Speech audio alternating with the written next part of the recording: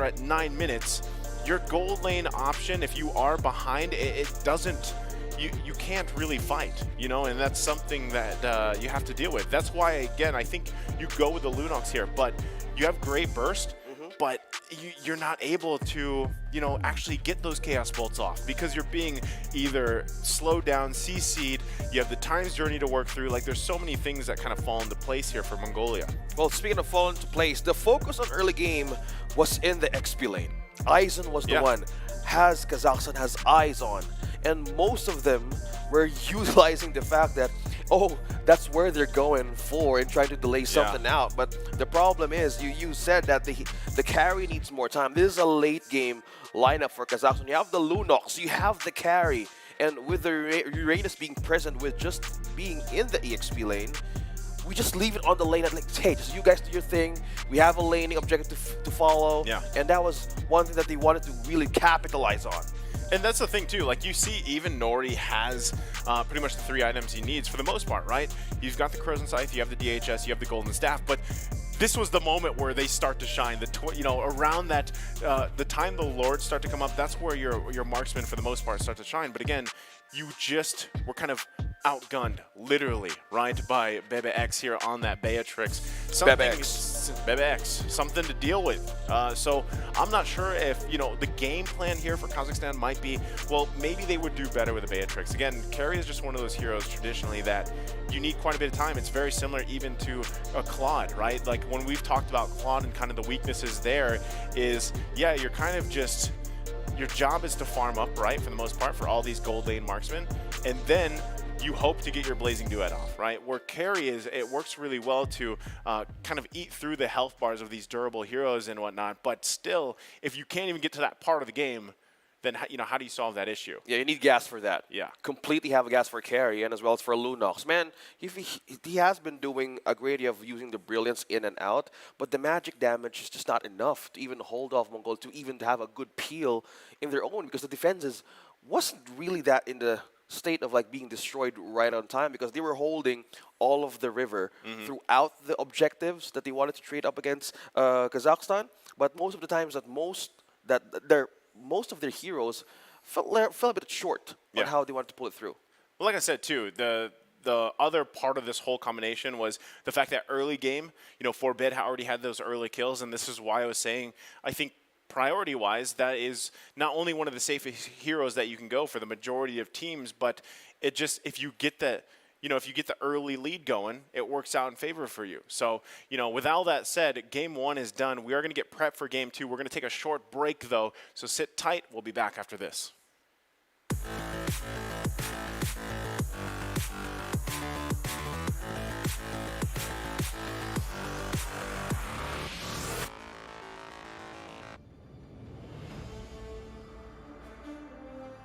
In the previous guide, we learned the basics of the new emblem system. This time, we'll take a closer look at the core talents from the Mage, Assassin, Marksman, and Support emblems. Core talent unlocked with the Mage emblem. By upgrading the Mage emblem, you can unlock Lethal Ignition. The new Lethal Ignition now deals adaptive damage, making it a great option for any hero with heavy-hitting combos.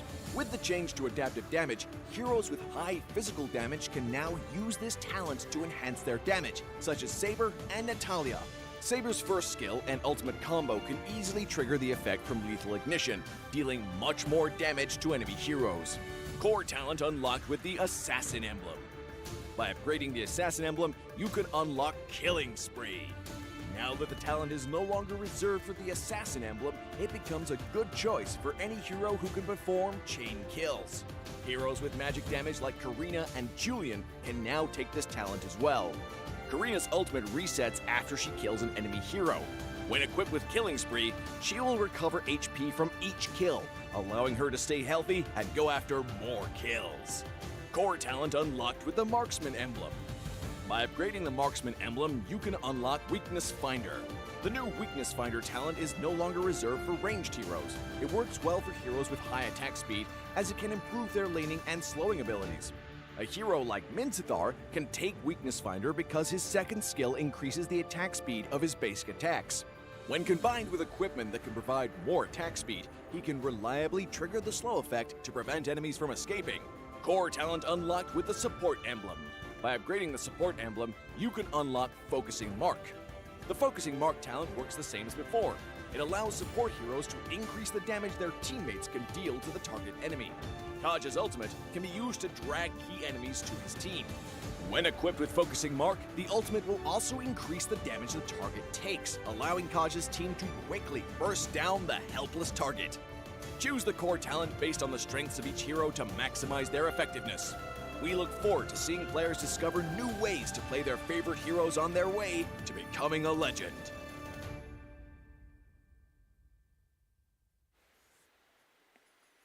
Welcome back from our quick break here as the teams get situated for Game 2. Again, Game 1 just finished between Mongolia and Kazakhstan, and we saw a great matchup for Mongolia fans because it was a strong one in favor for them. It was 12 minutes. Right? Strong start. Very fast. Yeah, very fast, very quick as well. And we've seen ambush plays from the back line, from also how they wanted to control even the jump from Beatrix. You've seen the part, maybe it's just 5 minutes into the game, that we've seen how Mongolia would wanted to penetrate the backline of Beatrix. It was a complete wraparound on how they wanted to sustain those kinds of abilities. Yeah. And we're seeing Mongolia here as looking at those mistakes, capitalizing on those kinds of moments that could have things in their own favor, which is deadly at this point. Yeah, it's deadly, and I think, again, you have to think quickly here, right? Kazakhstan has to come up with something quick to deal with what just happened from Game 1. Again, this is not unfamiliar territory for them. Very similar situation happened to them on day 1 where they kind of had to adjust super fast, and they ended up reverse sweeping their opponent. So this time, the best thing that they can do, and I think, draft-wise, it was relatively...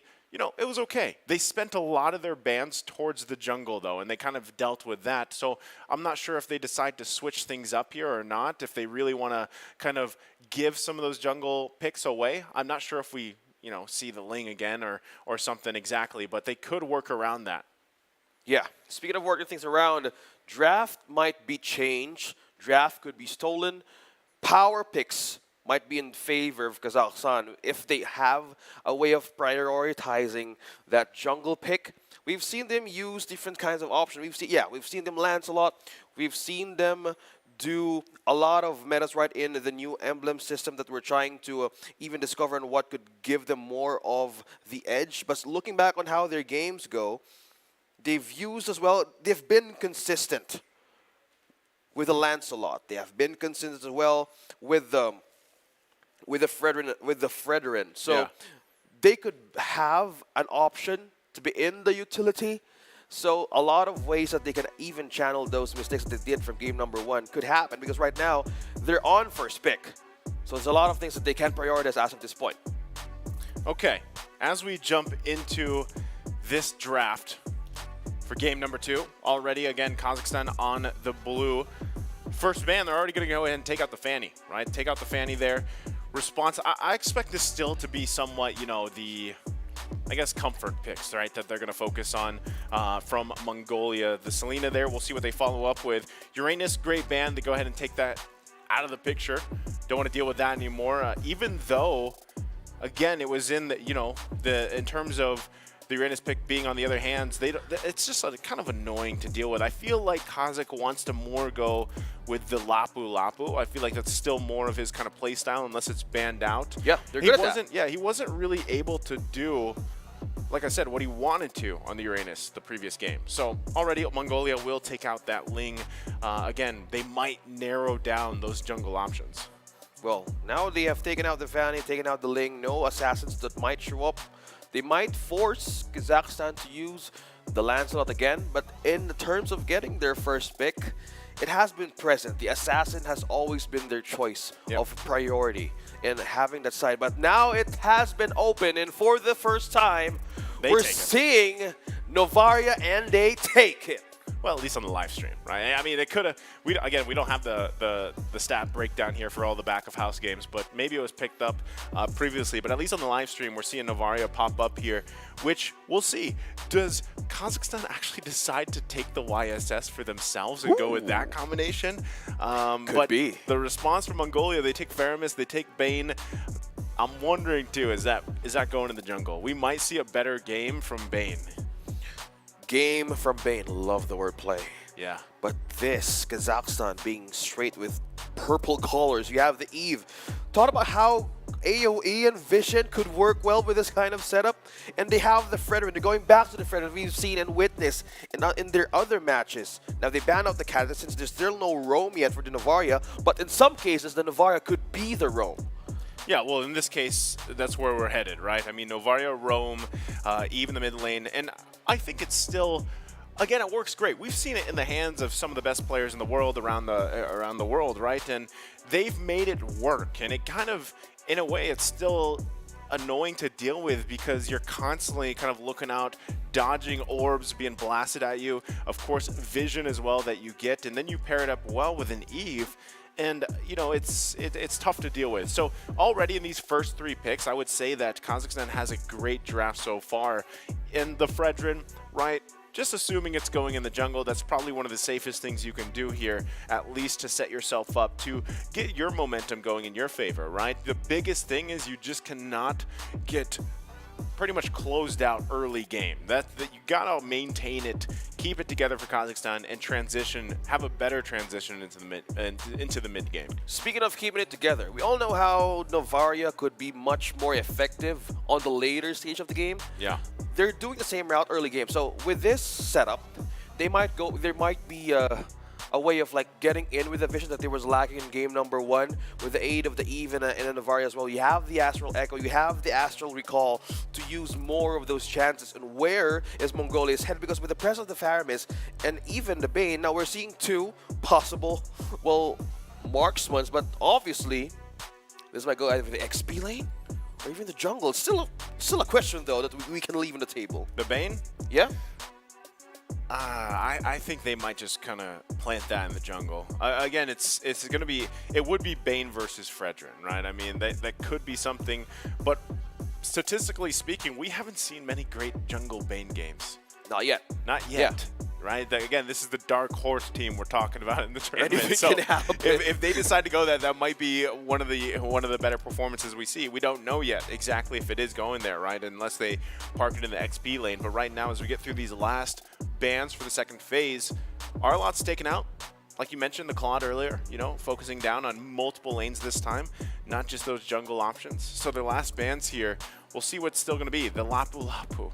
Oh, yeah. The homework has been done. Yeah. Like we were saying before the draft, Lapu Lapu would have been great in the hands of Kazakh here. He had massive performances in his reverse sweep towards KSA on day 1.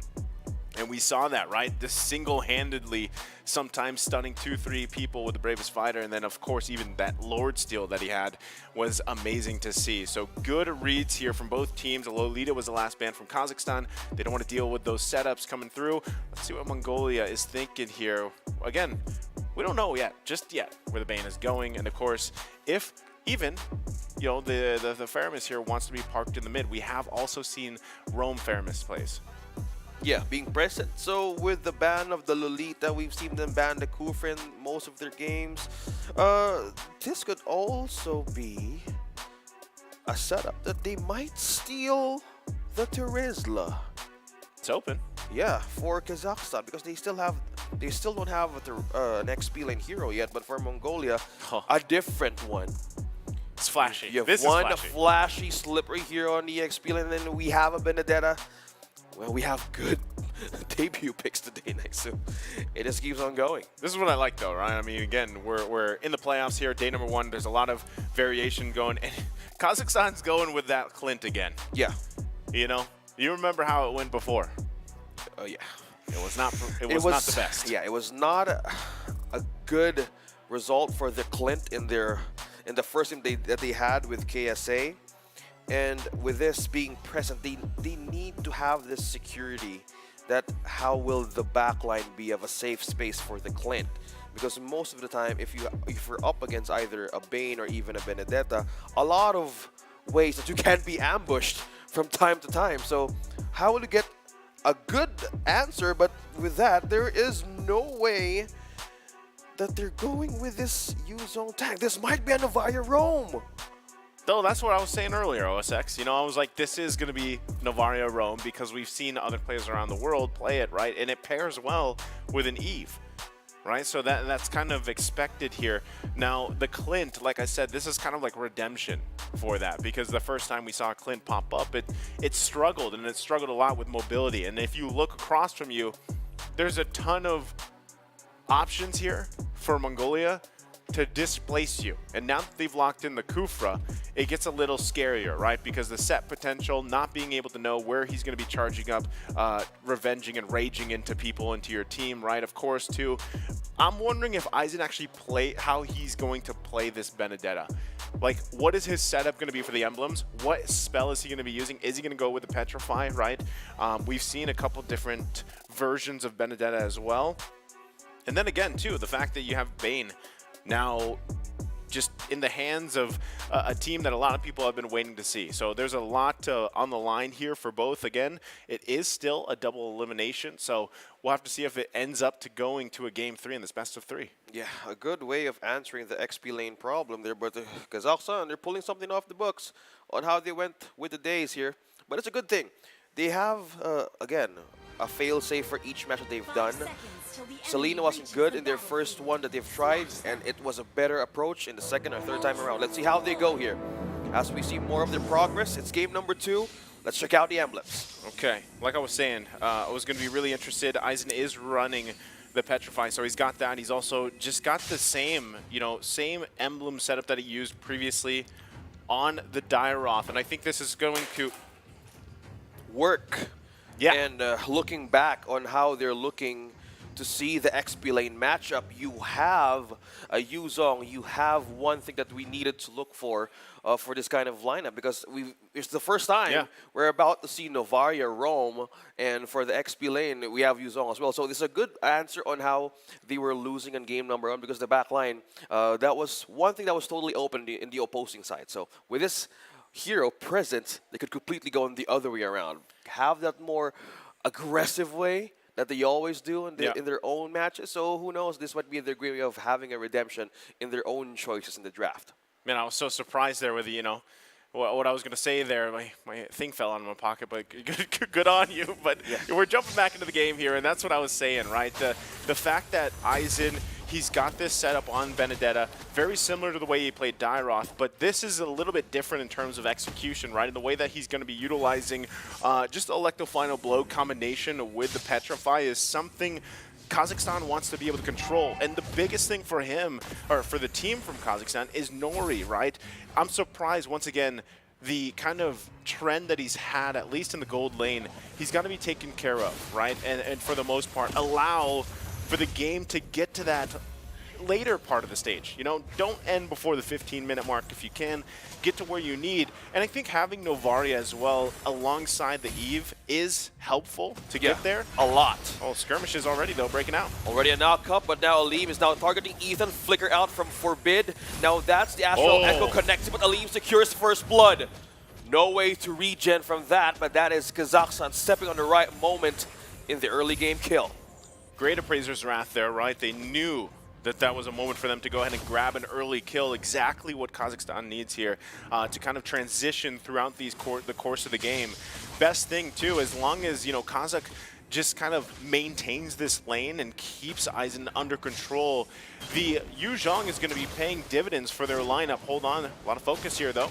A jump, Ethan trying to check if someone is in the bush. Now Aleem Kashi going front into Zara. That's 3, trying to hold him off. Look at that, trying to slow them down with the Void Crystal, but Red secures the kill. No Kufra for Mongolia. Now that's Black Dragon form. Circling around and trying to check on who's going to be the next target here. Turtle setup is open. Kazakhstan might want to take this. Yeah, they're in a good position to go ahead and do it. Kazakh just trying to force Eisen back here. He might try to show face, but it's a little risky. He does have Forbid there as well. Electro Final Blow, but who's going to make the cut here for the first tournament? This is going to be Forbid, taking the first objective. Mongolia takes the first turtle of this game, and they continue on with their own momentum. Okay, they get the first turtle, right? But still, they're going to have to work around. Kazakhstan has that little bit of a lead. They've been doing really well. Aleem, too, out for his own blood on this Fredrin. You know, he's been playing really aggressively, and that's great. He's able to find those positions that he's looking for, too. And like I said, Nori going to want to be as careful as he can on this Clint. You only have a couple options defensively for you. And really, you're going to shine, especially in that mid to late game. So you're counting on, you know, Kashi to help you out here, Red, of course. And I think that's why you really want to keep this lane under control here. And Aleem doing great, like I said, on this Fredrin, starting things up. Astral Recall now connecting. That's one way of getting into the vision. Now Ethan trying to hold on and take Aleem for this side, but Nori secures the kill. That is the first one for the Clint, countering back the possible ambush that Mongolia is setting up. Yeehaw, right? Every time I see Clint, I just can't help. Yeehaw. Go back to my roots. Being trapped in RWM. Yeehaw it is. And that's one way of poking and peeling out that Beatrix. You got me there. Yeah, you know, that's the great thing. Oh, they're still going to focus on Nori. But, you know, Bebe X does not want to commit to that because you just don't want that to turn into a kill, right? You might as well just take the safe route here.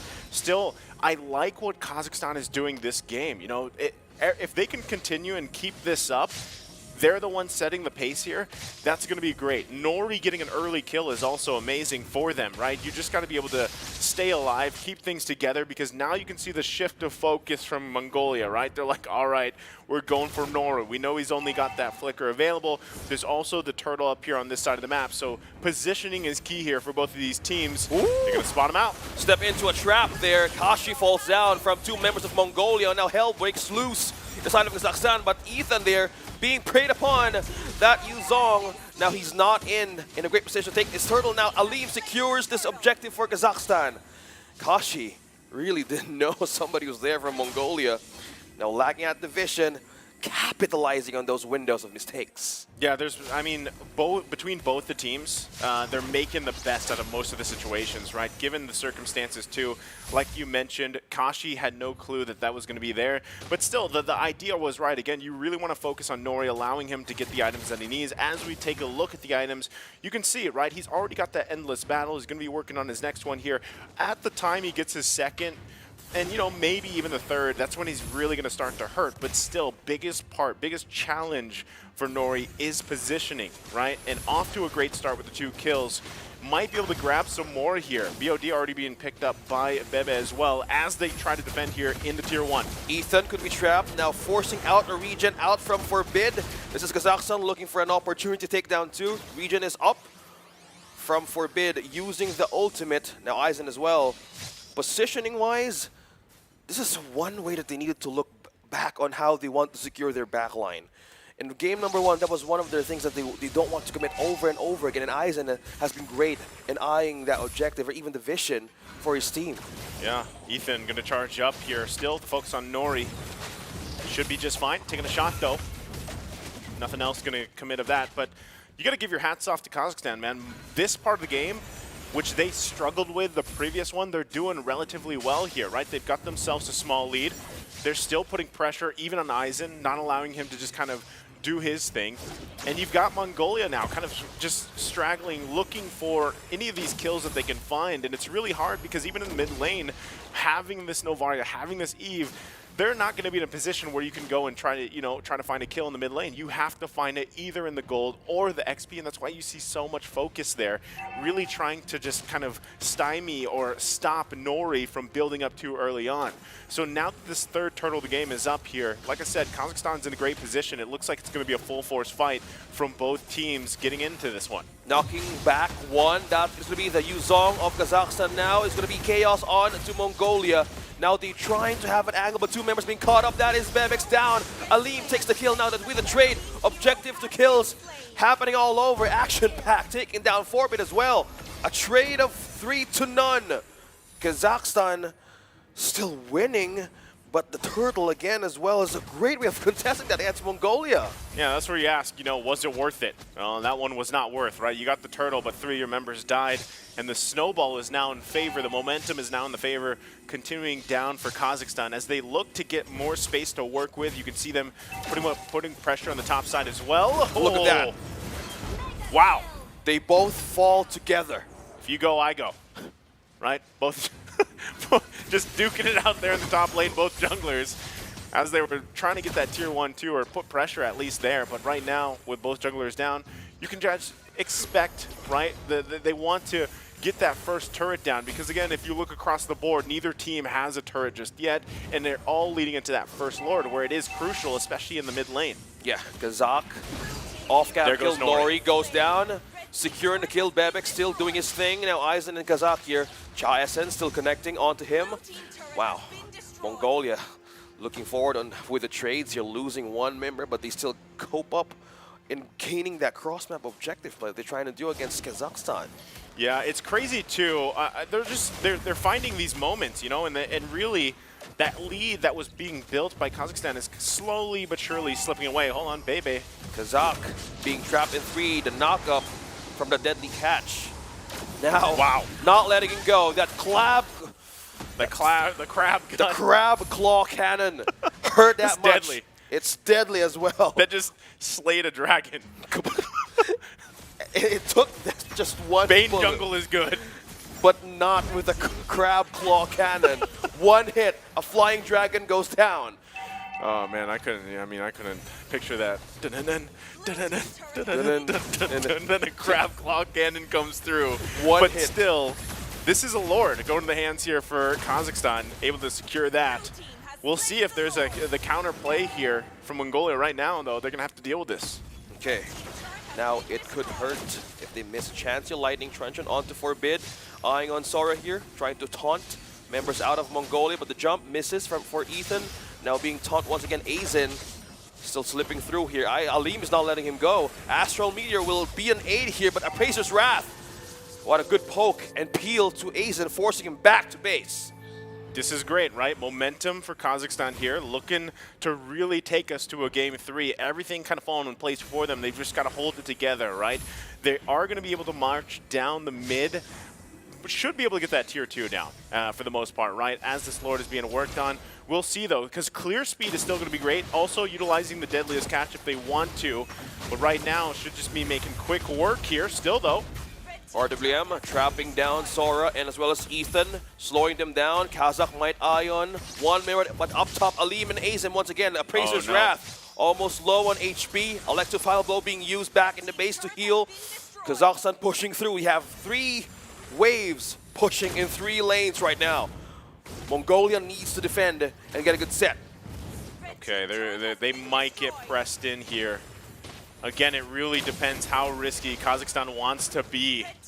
Turret after turret are going to fall, though, as Mongolia finds themselves with the backs against the wall into the base. Not sure if they want to commit to it, right? They still need some time. We should be able to get a look at the items here, too, because Nori is at the point where if you're looking at the damage, oh, he just picked up the Malefic Roar, too. So now that he has that, he should have about those 3, maybe even the 4 item on this Clint.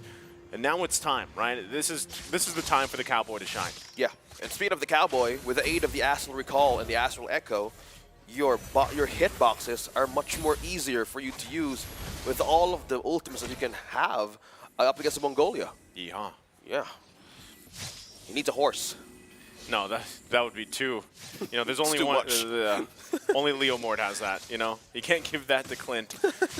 Aizen as well. Kashi facing out of the map. Now Kazakh trying to retreat. But look at that flicker and jump combo around Ethan. You can't escape the wrath of Bebex from that moment on. Now the clapback will pull through the all-WM.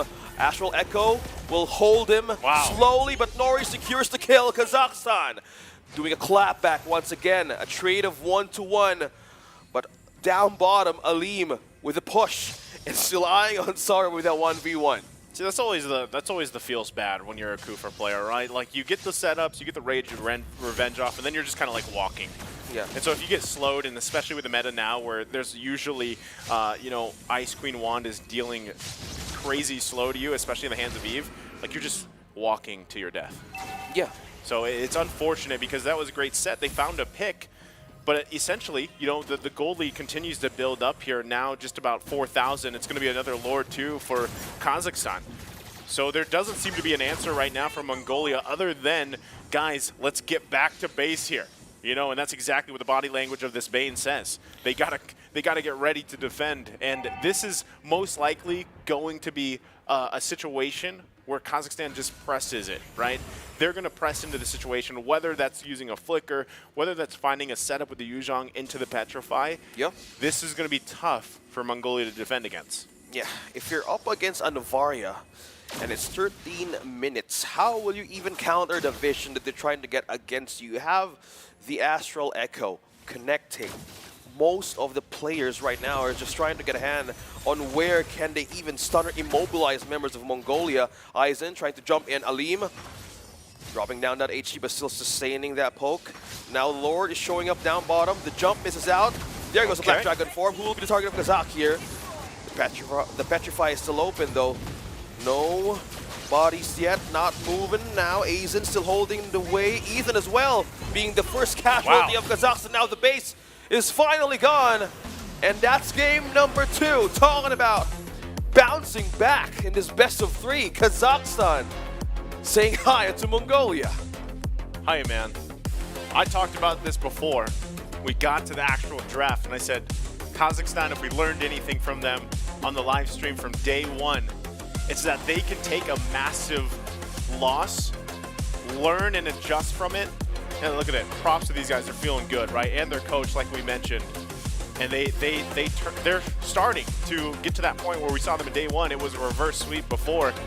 This one was a very strong showing from this team from Kazakhstan. So now, you know, Mongolia tasting their first, you know, first feel of defeat, at least in terms of a game here. The first loss. Yeah, they're going to have to find out what will work for them. And I feel like, too, even at the end there, I was kind of surprised because, you know, you have that Lord still there. I know we're going to see it later on in the highlights, but you still had that Lord there to take care of, and multiple members were up. But, yes, they were low, but they went back to the base, right? They went back to heal up.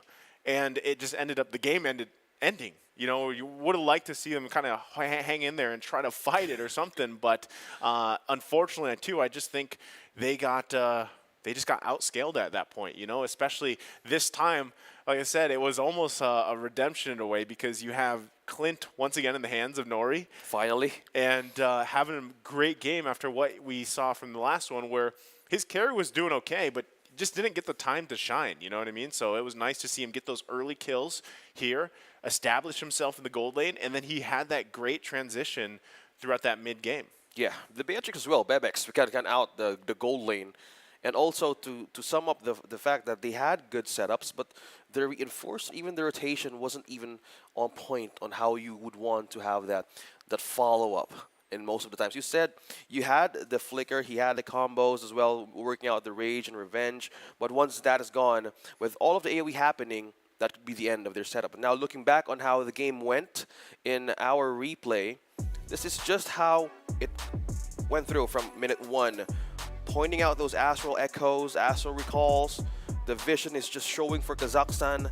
Now looking at those windows that they can trap the roamer, that's one way of securing that they don't have a follow-up setup. Yes, you have a deadly catch from Sora, but it's not even enough to even cope up for those type of small mistakes. Yeah, and I just think too, like Alim had an amazing game here, right? Even him making this decisive moment, this portion of the game, allowed Nori to get to the point where he needed to on this Clint, right? And it really was a team effort to get to that point and deal with a lot of this pressure that was put in the gold lane early on.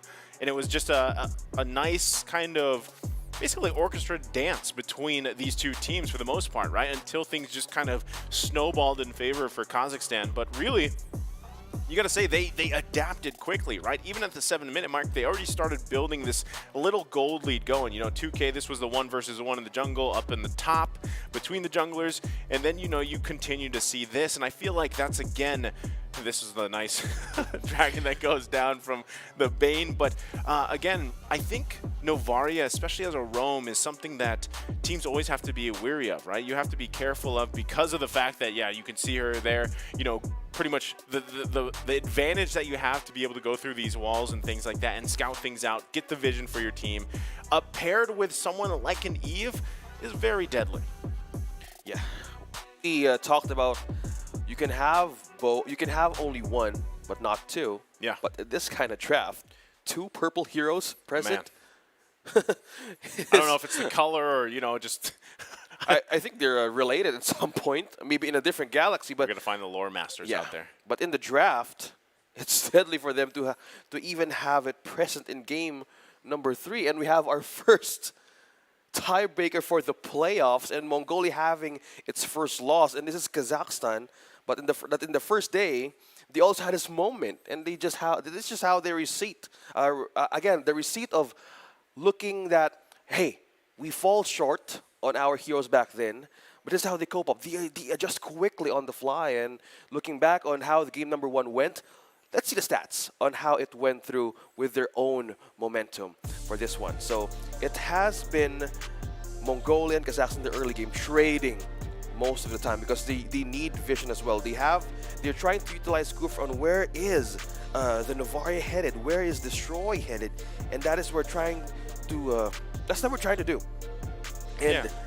And most of the part is they were lacking also the damage that they needed with Kazakhstan.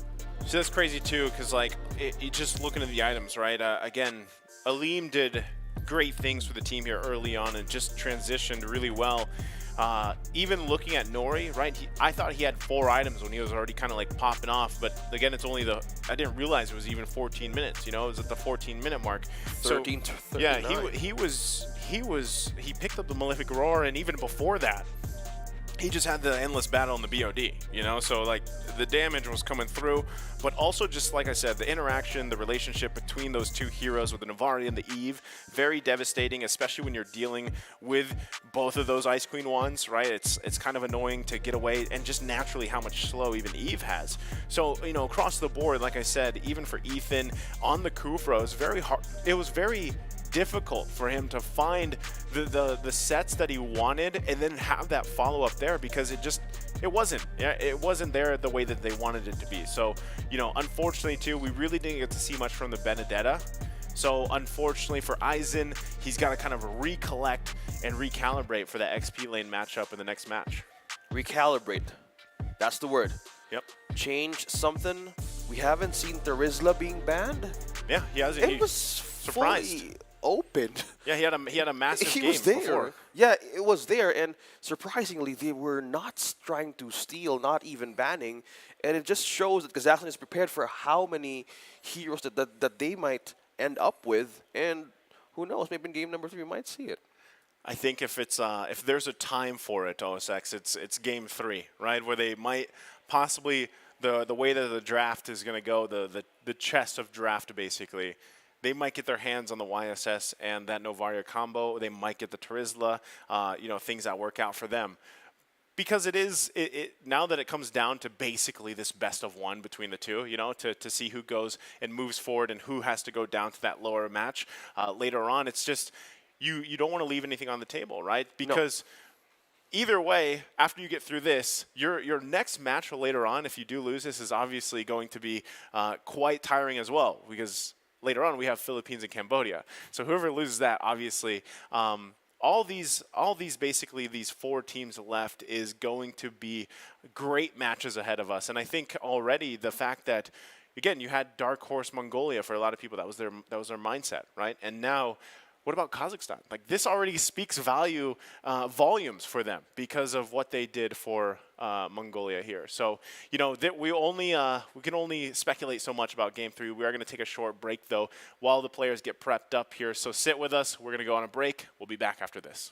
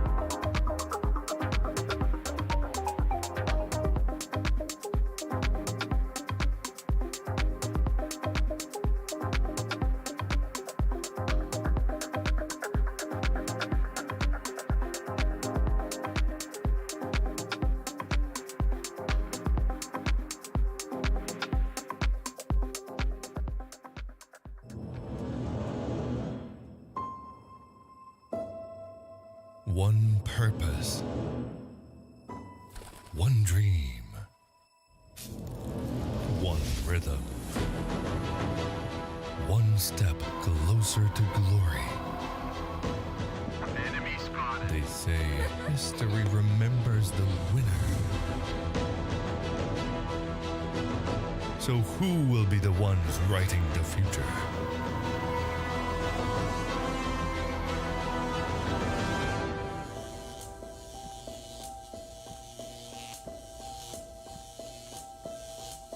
The halls of power call for their kings. The ones who won't back down. The ones who believed.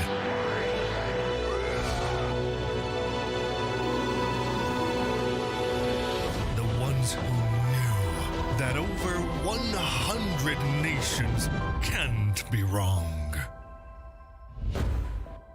Join the fight between August 24th and September 3rd as Yash becomes the world's esports capital.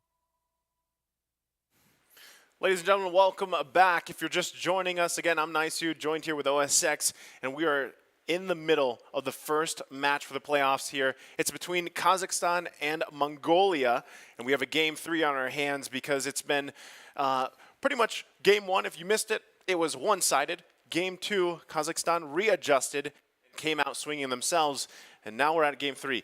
Does Kazakhstan reverse sweep like they did back what we saw on day 1? Woo. They're on the right course here, OSX. They're truly in the right path. Few steps to glory here, and how Kazakhstan is managing to adjust with everything that they have right now in their own books is there something to look at that, hey, we need to really get a hang of getting through the threats of how Mongolia went in without being or not seeing their own way of progress throughout the IESF. But now, looking back on how their choices are going through this game, is one thing that we're trying to see here. If will they go for the comfort picks again, or will they go for the way that they were trying to win this?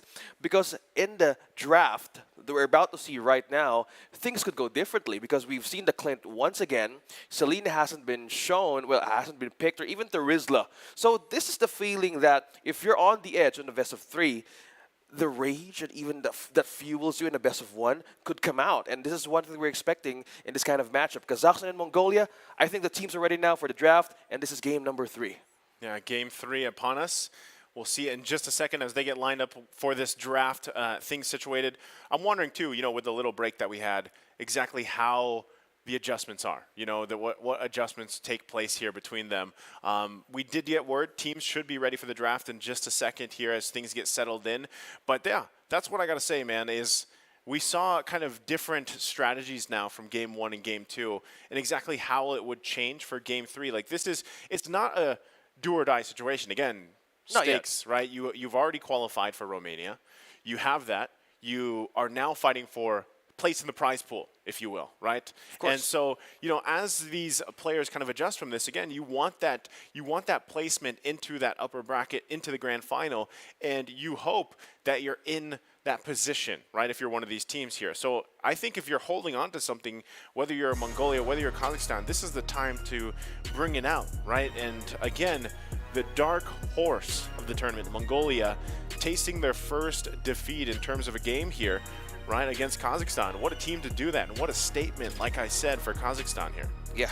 Also the ban with the Novaria. Kazakhstan being present on the first pick in game number 3, they don't want that threat. So they might be okay having the Eve on Kazakhstan side, but not having the Novaria once again. It was a big of a threat.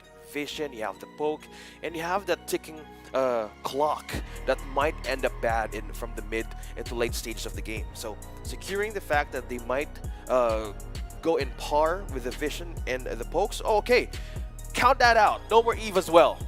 Yeah, I think they were tired of that combination, man. That's why I was saying, like, that the relationship between those two heroes, the way that they interact and the way that they provide so much for your team, you might as well just take it out. You know, you might as well just not deal with it anymore, because in that case, even with Novaria and the Eve, like, if you get the information within the game that you need, it's so hard to actually get in position, right? And a lot of the times, that's kind of, again, what we saw with the Kufra being locked in from Mongolia the previous game. The information was already there, right? So how do you deal with that? Well, you ban them out, and their next ban for that first phase is going to be the Ling and Uranus, Diggy, Fanny on the other side. Let's see what the priority is going to be this time. Still a lot on the option. Why not? You know, what an amazing game we saw from Aleem on this Fredrin, just the previous one, really setting the pace. Honestly, it was him. It was Aleem that just kept things going from start to finish throughout that game. And Fredrin, I know some people might be like, man, I'm tired of seeing Fredrin. You know, we saw so much of him. Well, he's Fred for the reason. Like, he's the Chad of the land MLBB, of Dawn. Yeah, like there's a reason for that, right? So that's locked in for priority. Let's see what the answer from Mongolia is going to be. Again, they're drafting themselves. They got their own notes, and they do this completely on their own. You know, whereas Kazakhstan, we met the coach. You know, we saw him from day one and heard him through the interview here.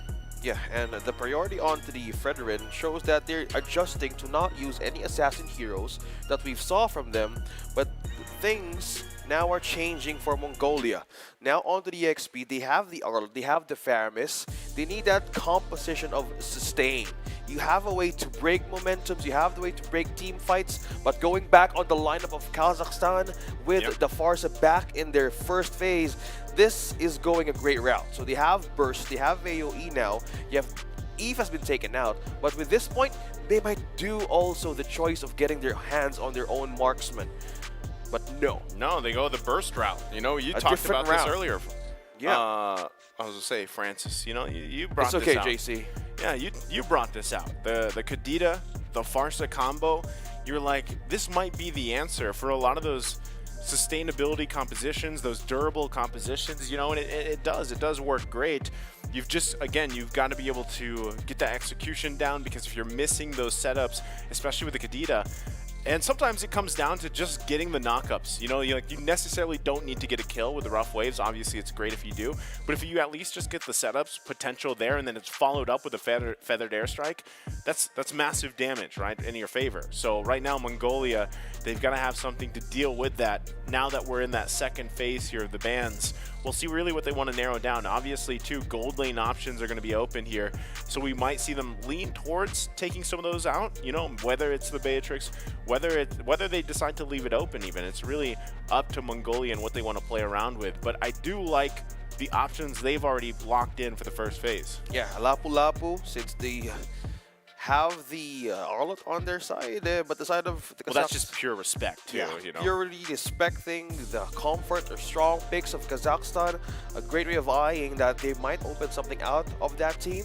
But with this kind of way of doing it, Kazakhstan is also trying to take down the Lolita, because there's no tank yet for Mongolia, although you have a heavy spin with you, and also a breaking point in team fights, which is the final slash. So with this point, they're looking towards banning either a marksman for Kazakhstan in their last ban, because we haven't seen a choice here. But no, it's all purely respect for the EXP. I love the fact that I'm wrong on what's happening in the draft, because this is a change, quick change and progress that we're seeing. It's a change indeed, and also I just think, you know, again, massive respects across the board between both of these teams here.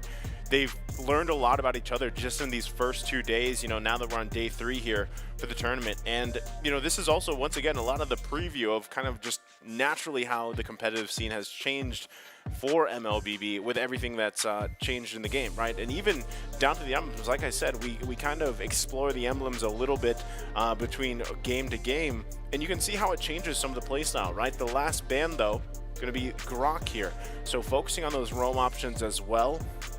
And it would be interesting too. What if it happens that this Arlot is again placed in maybe the roam, not so necessarily the XP lane, or even the Faramis, right? Those are two flexible heroes that have been placed either in one of those other lanes. Faramis goes either mid roam can. Arlot either goes XP lane, has been in the roam. So this is where we find out, right? What is the game plan for Mongolia here, especially to deal with the burst potential from already the Kadita and the Farsa. Like, Kadita and Farsa is nearly, I would say in its own right, it's a deadly variation of Novaria and Eve. Yeah. But just Novaria and Eve, like they give you so much more vision to work with. Whereas Vision, like escape, Farsa, evade. Farsa and Automatic Kadita, burst. it's just burst potential. And there it is, locking in the gold lane here, the Brody from Mongolia. Okay, so a better way of securing those skills with the torn apart memory, knowing that there's a lot of ways of escaping ganks for the side of Kazakhstan. You have the wings by wings, you have the rough waves to go out or even trick out of the box out of Mongolia. So this is one way of securing those kinds of mistakes that they can't commit. But with this kind of lineup, this is strong comfort picks of Kazakhstan being banned against them in all of the matches. So now Marksman could be their only choice here. Beatrix is still open. Yeah. Up against the Brody. But it's the carry. But it's a carry. They're going back, and you have your Esmeralda again, Mr. JC. Well, I mean, it's not mine. You know, I don't play Esmeralda. Well, you've been wishing for that. I've been wishing for Esmeralda in the gold lane, you know, but now we're gonna have to see her in the XP lane. So I was hoping, but that's here we go. Wow, a debut, 3 games in a row. Mongolia, Yeah, keeps on doing it. I was wondering when it was gonna happen. OSX, right? When we get to see, 2. yeah, I was wondering when we would get to see the Estes pop up, because again, we were already. You know, we already got to see the Florent. We already got to see how this sustained lineup has developed over the course of the new meta, the new emblems. Now I'm really interested to see how crazy does the healing get? You know, how crazy does that get to the point when you have an Estes on your side? And it's a preview. So finally we get to see this. And if it's, you know, if it's a little crazy, if it's a little nutty, It is. you might have to have some of the right tools to handle that. Is the burst, is the Kadita and the Farsa that we've been talking about enough to handle it? Or we have to wait and find out. We have Fardita. 2 Fardita. Yeah, Fardita. Okay. 2 burst That's what we're heroes calling it? present in Kazakhstan. How will the damage go with Mongolia here? Because you have Sustain, you have Faramis. That wasn't even a good game from game number 2. But will the emblems suffice what they're going up against here, Kazakhstan? Yeah, I love this too, right? And this is what I was talking about in terms of the emblem. So already, right, with Ethan, he does have that folksy mark. He's got the little bit of speed too, life drain here. So things look pretty good. And on the other side, you know, you have a lot of just agility and movement speed, some cooldown reduction, plus the 2 tenacities. So, you know, in terms of what they really want to accomplish here, like I said, the Fardita combo, if you will, OSX, they're going to be looking for as many openings as they can to get the numbers advantage, especially when they have the ultimates available to them. And, you know, in terms of Mongolia, they might be really looking to set up for using the final slash, right? Eisen's final slash will be crucial for them. He's got some of that cooldown reduction to help him with that too. And still, you have a couple tools, right? You got the Stampede, you've got the lockdown with the heavy spin, and now you have a final slash. So if they can't find sets, I don't know what's happening. Kazakh could be in trouble here. 3 members securing the first blood. Eisen secures that one for Mongolia. Meanwhile, down bottom, Blessing on the Moon Goddess on to 2 members trying to secure this grab coin. Look at that, Rough Waves trying to poke and pull out Bebex out his turret. Bebex. Bebex or Bebex. Yeah, it's whatever goes. Going to be very important for Bebex here to have a good time in the gold lane. And I feel like also this is kind of like the redemption arc for Nori from the game 1. You know, he wants to have a better time in this carry. And he's got to feel confident, again, with what he did the previous game, man. He had a great game on the Clint. So if they're able to take us to a longer game, even if it is that 14-minute mark, that's still a lot better where he can shine. So now First Turtle is going to be up here as they both fight on. Who's going to get the first objective of this game? Will it be Kazakhstan? Will it be Mongolia? Now fight is breaking through. Kashi secures the turtle, but Aleem is not getting his eyes off of Eisen. Now Hell continues to show and break loose here. Ethan taking down Kashi. A trade keeps on happening, but the sustain. Look at that. Mongolia still going through. Red with the wings to wings, escaping the possible wrath. But Nori being trapped there, but that is the domain of the goddess, securing that kill. And Mongolia showing force 2 minutes in. Man, that's crazy. Those 2 kills went to Ethan, right? What a debut for Estes, at least for this tournament. We were wondering, how's it going to play out? And now, you know, now that you have those 2 early kills here, it'll be interesting to see how he builds into that with that lead, how much of this sustain also kind of profits for the team right now.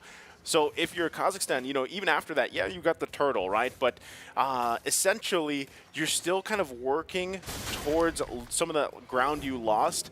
Now, best thing they can do is, yes, find the pickoffs. That's your whole early game plan, you know? You have that Kadita available to you. You got to wait for that Petrify. Here it is. Look at the burst There dropping it down was. onto Ethan. That was the feather was it. airstrike and the rough waves connecting onto you. How do you even sustain that one? But that is just Red and Kashi gaining control over the river. Wow, I was saying, you know, before that even happened, I was saying that's what they need to do. But I was like, Kashi needs to wait for the Petrify. He didn't even have to. They found Ethan. So, you know, they're able to basically make up that ground they lost, exactly what I was saying. So already back to even Stevens here for both of these teams in Game 3. Still, Aleem, it's going to be up to him to kind of get that positioning, putting on that aggressive show once again on this Fredrin here. Nori going down early on, too, isn't the best case scenario in this redemption for him on the carry. But still, you can see Aleem. Aleem going in strong, confident on 3 onto the turret. Look at the heavy spin. Trying Wow. to dodge it down, but is forbidding you to go back and heal up. Oh, Secure the hold on. kill. Feather airstrike, the 2-man knockup from that Rough Waves Kazakh. Now taking that one, but Azin, or Aizen rather, Kazakh is trying to hold on through. Final slash will connect 3 members onto Aizen. Still holding it through. Second turtle is up. Sora as well. Might be into a reinforcement state, but that is one. Still, great way of continued burst from Kazakhstan and Mongolia. Action keeps on brewing from this on. Man, I know they're starting up the turtle here, but still, that was such a good setup.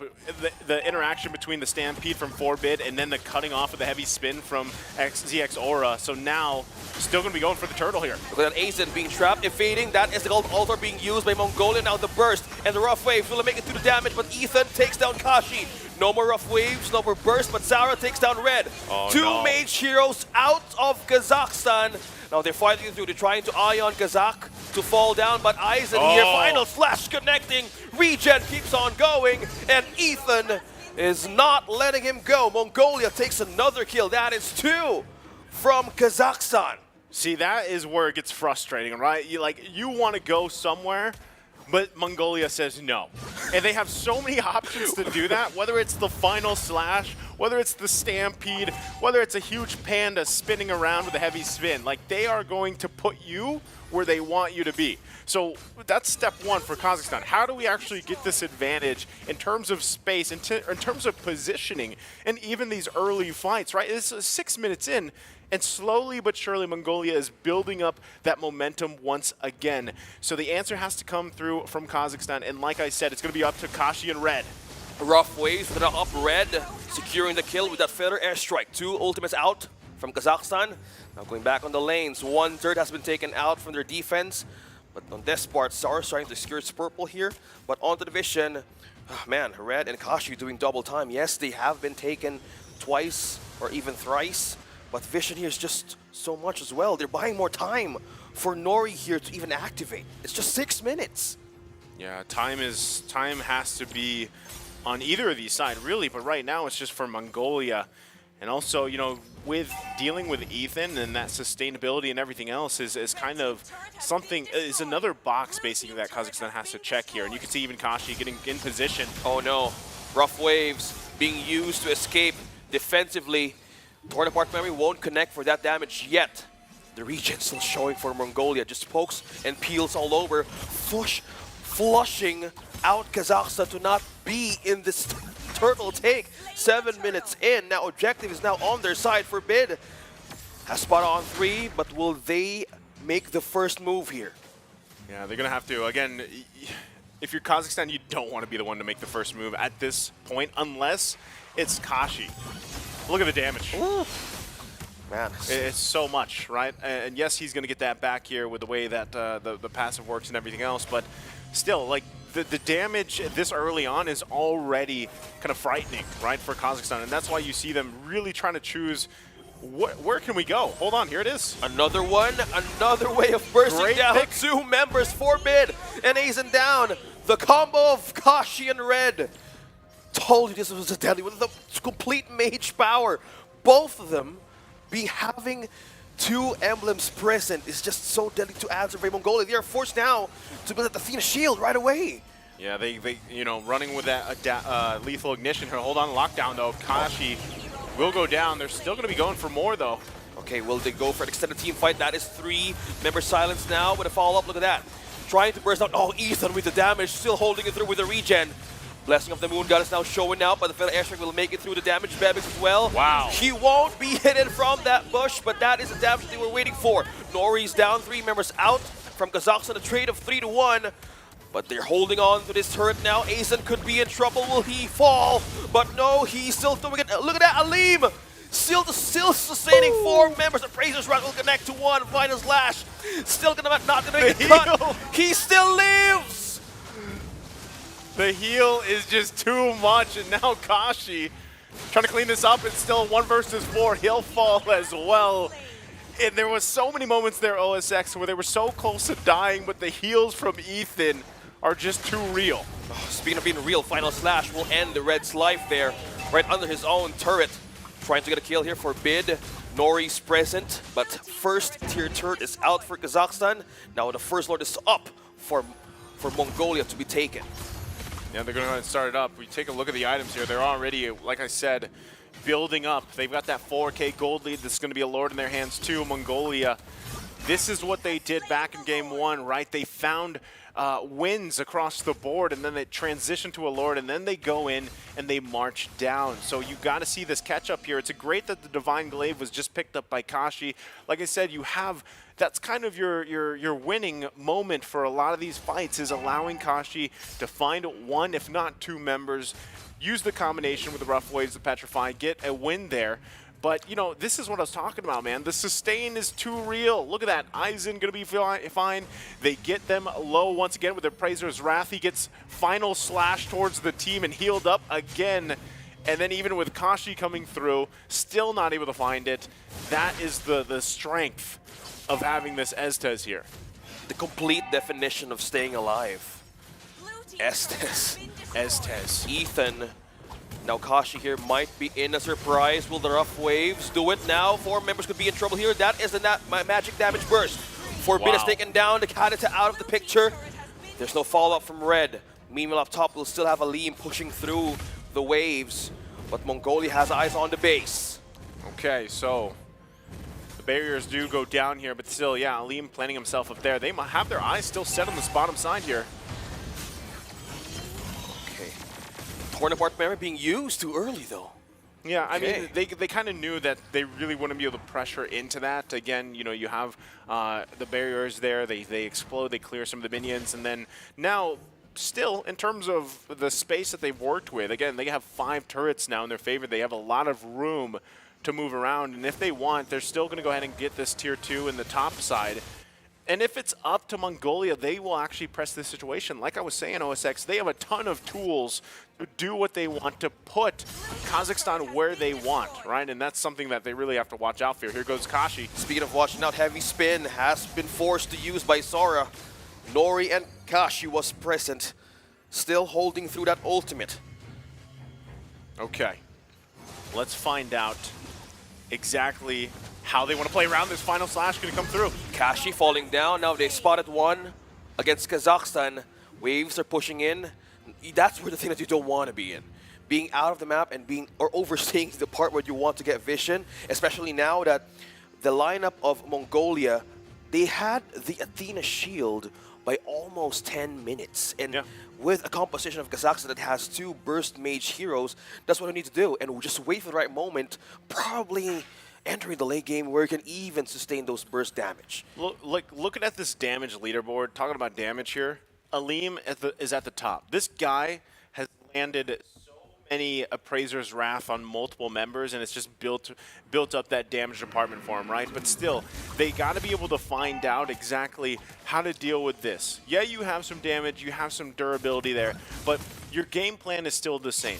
Allow Kashi to get a pick if he can, at least a knock-up, followed by Red, and then hopefully Nori gets to the point. This is the 13-minute mark almost, right?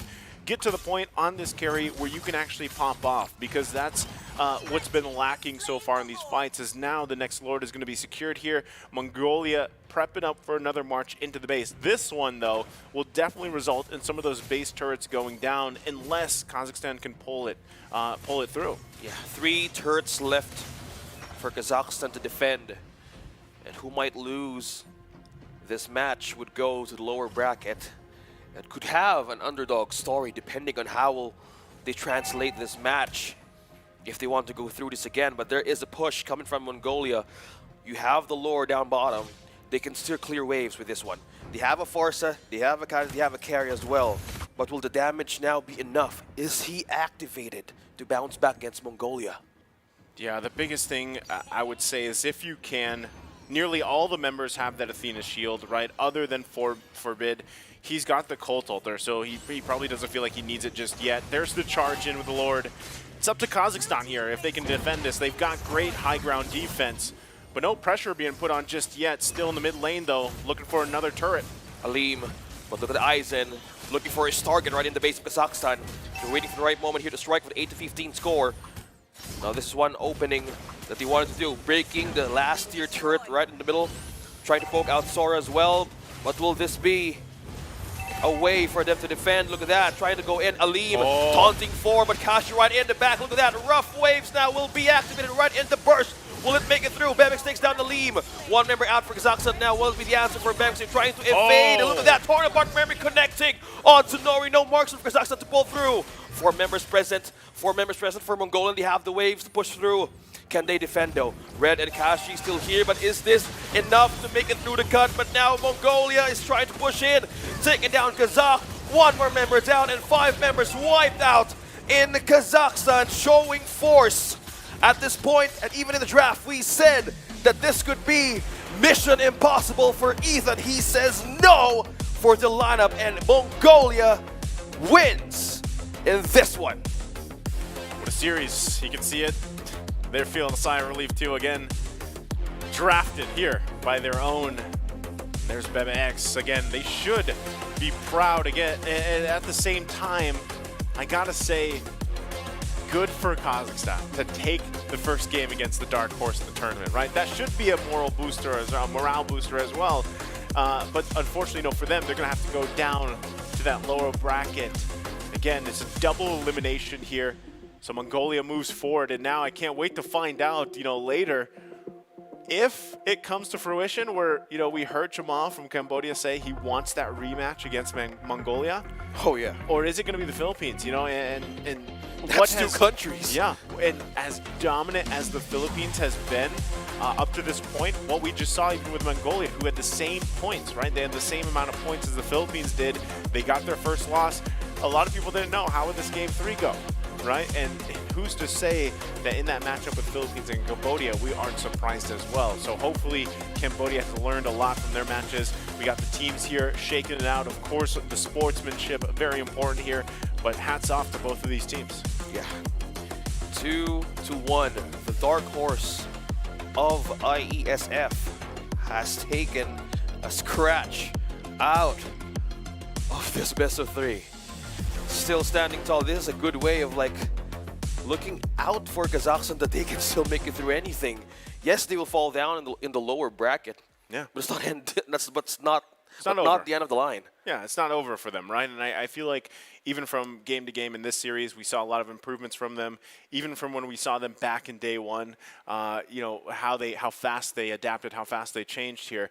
And I'm actually interested later on, when we get to hear during hopefully that interview on how things kind of went for Mongolia, because my thing that I'm wondering too is if they, well, not if, now that they have again secured their spot to Romania, will they actually have someone in the back of them, of the players doing the drafting and everything else? Because it's kind of cool to see that. There's not too many teams, at this level that have to pretty much do the drafting and everything there, right? And you see the notebook out and everything else. There's some off the top of my head that I've seen before, but the execution here from Mongolia as they go through that draft, as they get these lineups that really shine for their play style, and as we take a look here at the replay from this game number 3, it was a great back and forth, right, for the most part. But then, like the course of the majority of the series, it was defining moments, usually that pulled through for Mongolia here. Yeah. looking at the moments of the replay now. 2 minutes in, this is one way of sustaining the burst composition of Kazakhstan. We were trying to question the two sustained heroes, and it's still not the best way to go up against. Going on longer team fights, you have the Arlet, you're making time for Bibex to just get in and get all the items he needed. It was a great way of showing that we can still make it through the late game. Completely changing the tides that Kazakhstan has just started in the early game. Yeah, I think the big thing here is the answer was there, OSX, and you talked about it, right? The fact that you have a Kadita and a Farsa and the burst potential, which we saw quite a few times actually.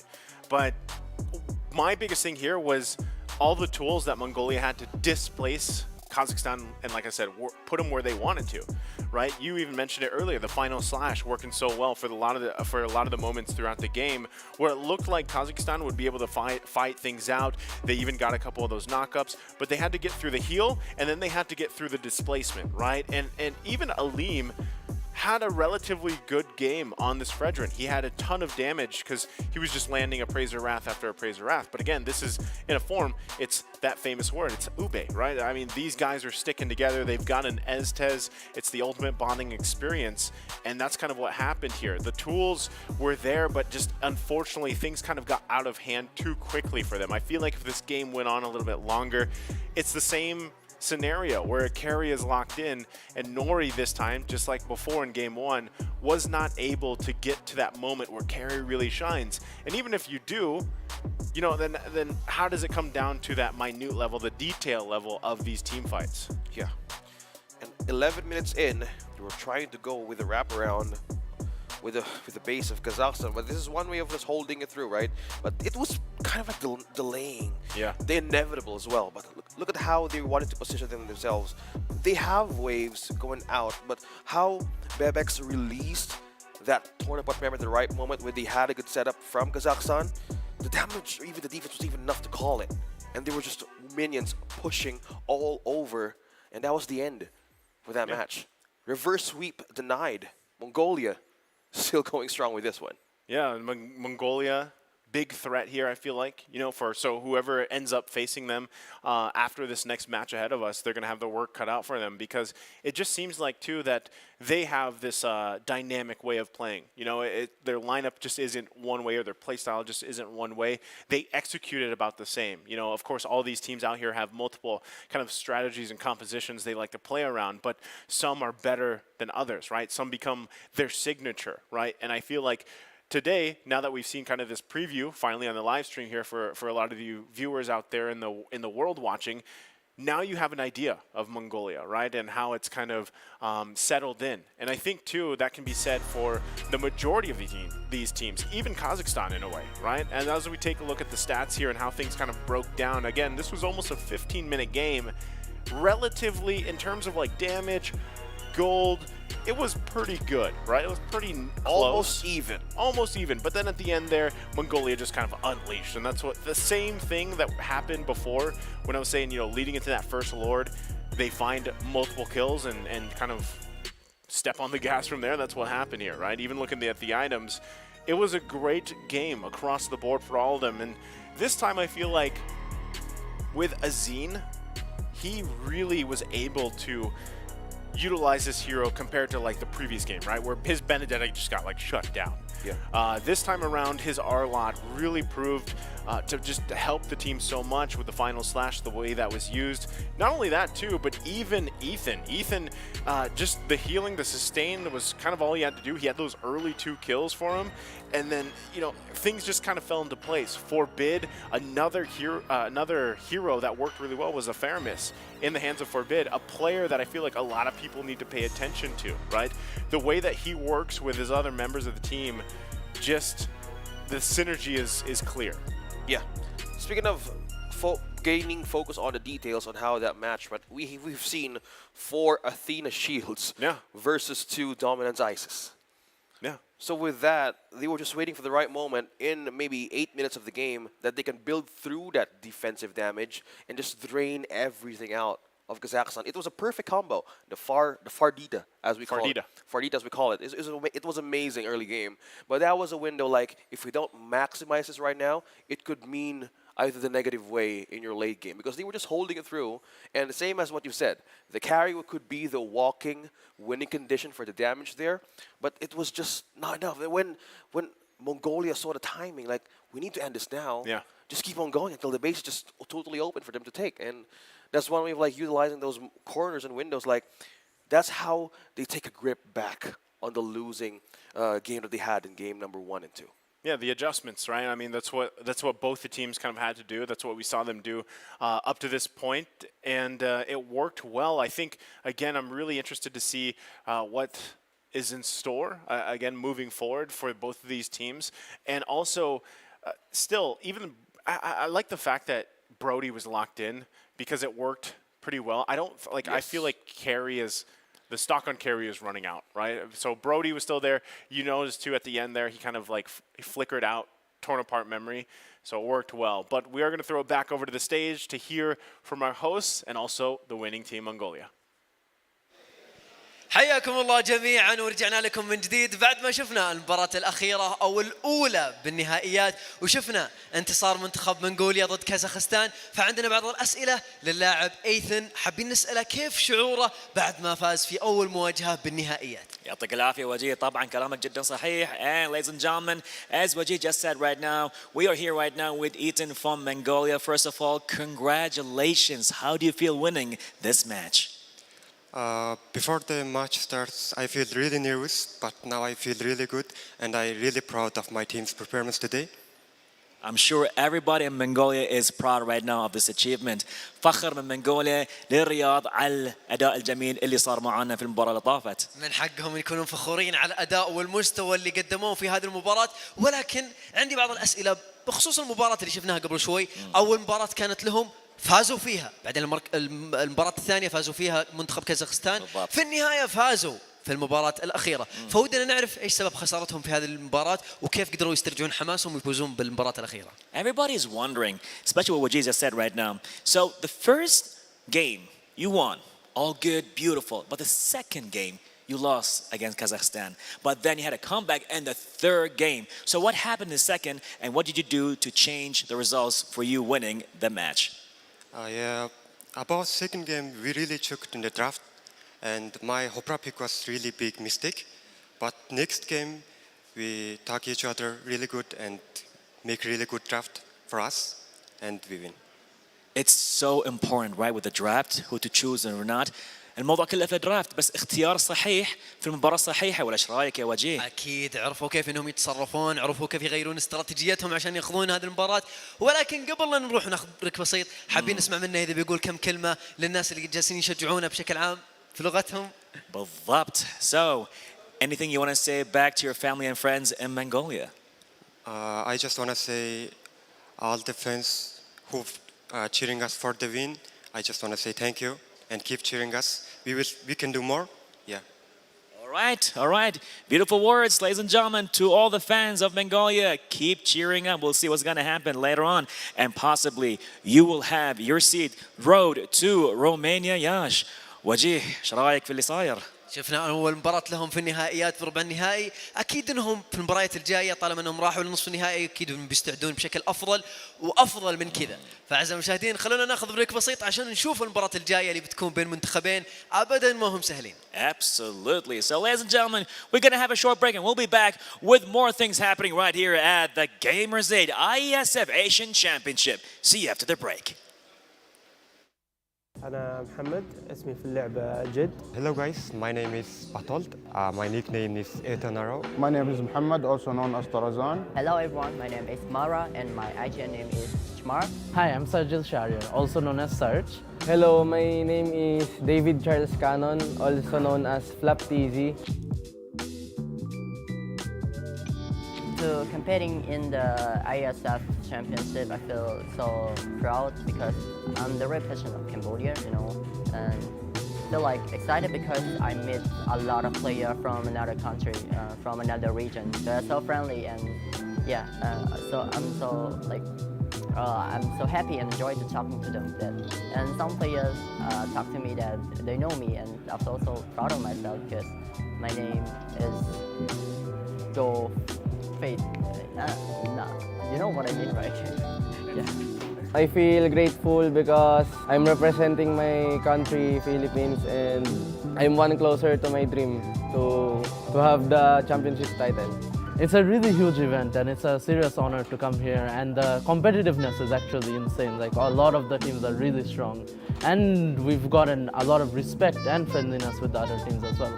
شعوري وشعور تيمي ان خاصة مو قاعدين نمثل نفسنا بس، قاعدين نمثل المنتخب الامارات، فغير انه شعور عظيم جدا ان قدرنا ناخذ فرصة ان نمثل منتخب الامارات، واكيد احنا مبسوطين بالشيء هذا وفالنا التوفيق. صراحة شعور جميل جدا. It's my first international LAN tournament and it feels really good. It's an honor since we're the first team in Saudi Arabia that's selected for Mobile Legends. It's been a thrill so far. Every team is so good and I'm excited to face more teams.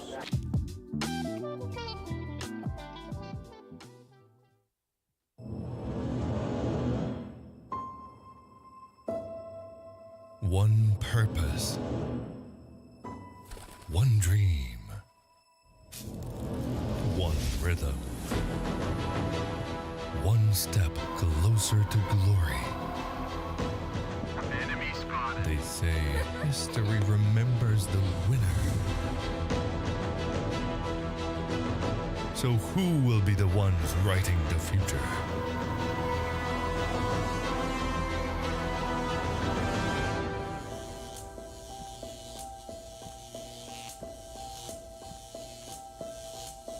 The halls of power call for their kings.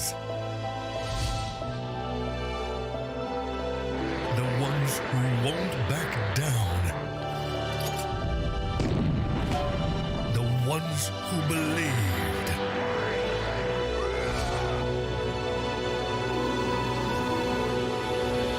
The ones who knew that over 100 nations can't be wrong. Join the fight between August 24th and September 3rd as Yash becomes the world's esports capital.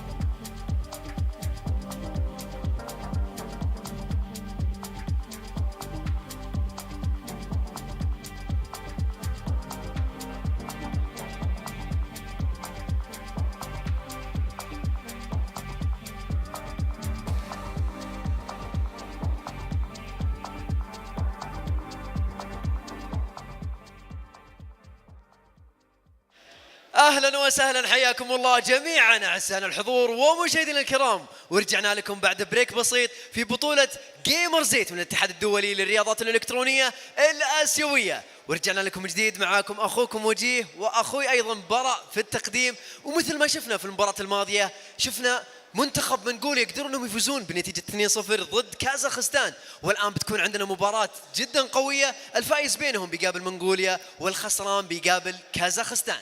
يعطيك العافية وجيه. You're absolutely right, ladies and gentlemen. Again, welcome back to the Asian Championship happening right here in Riyadh, Gamers8. As you mentioned, Wajih, a lot happened. Mongolia won 2-1 against Kazakhstan. So right now, what's going to happen? Whoever wins in this match will be facing Mongolia. Whoever loses will be facing Kazakhstan. So are we ready for the call-outs? كلنا جاهزين أكيد أخوي براء على المباراة الجاية. Let's go then, ladies and gentlemen, coming up right now in this coming match right here for Mobile Legends Bang Bang. We're going to start with a bang right now. Let's hear it for the Philippines.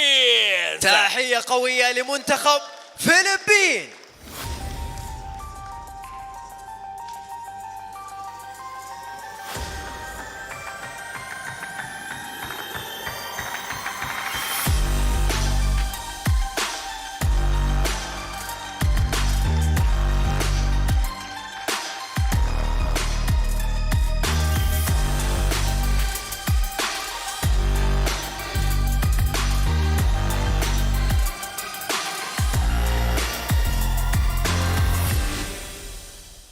منتخب فلبين جاهز انه يتنافس في المباراة الثانية في النهائيات الكبيرة، ولكن حابين نتعرف على منتخب خصمهم. تحية قوية لمنتخب كمبوديا. And let's see right now for Cambodia. Let's go.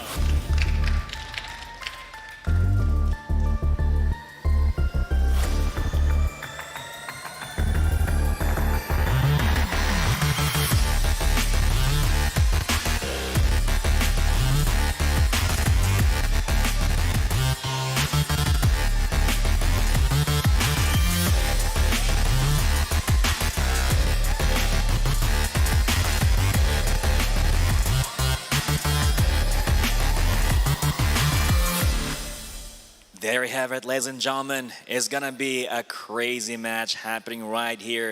It's going to be definitely one with exhilaration, strategy, and definitely a lot of skill.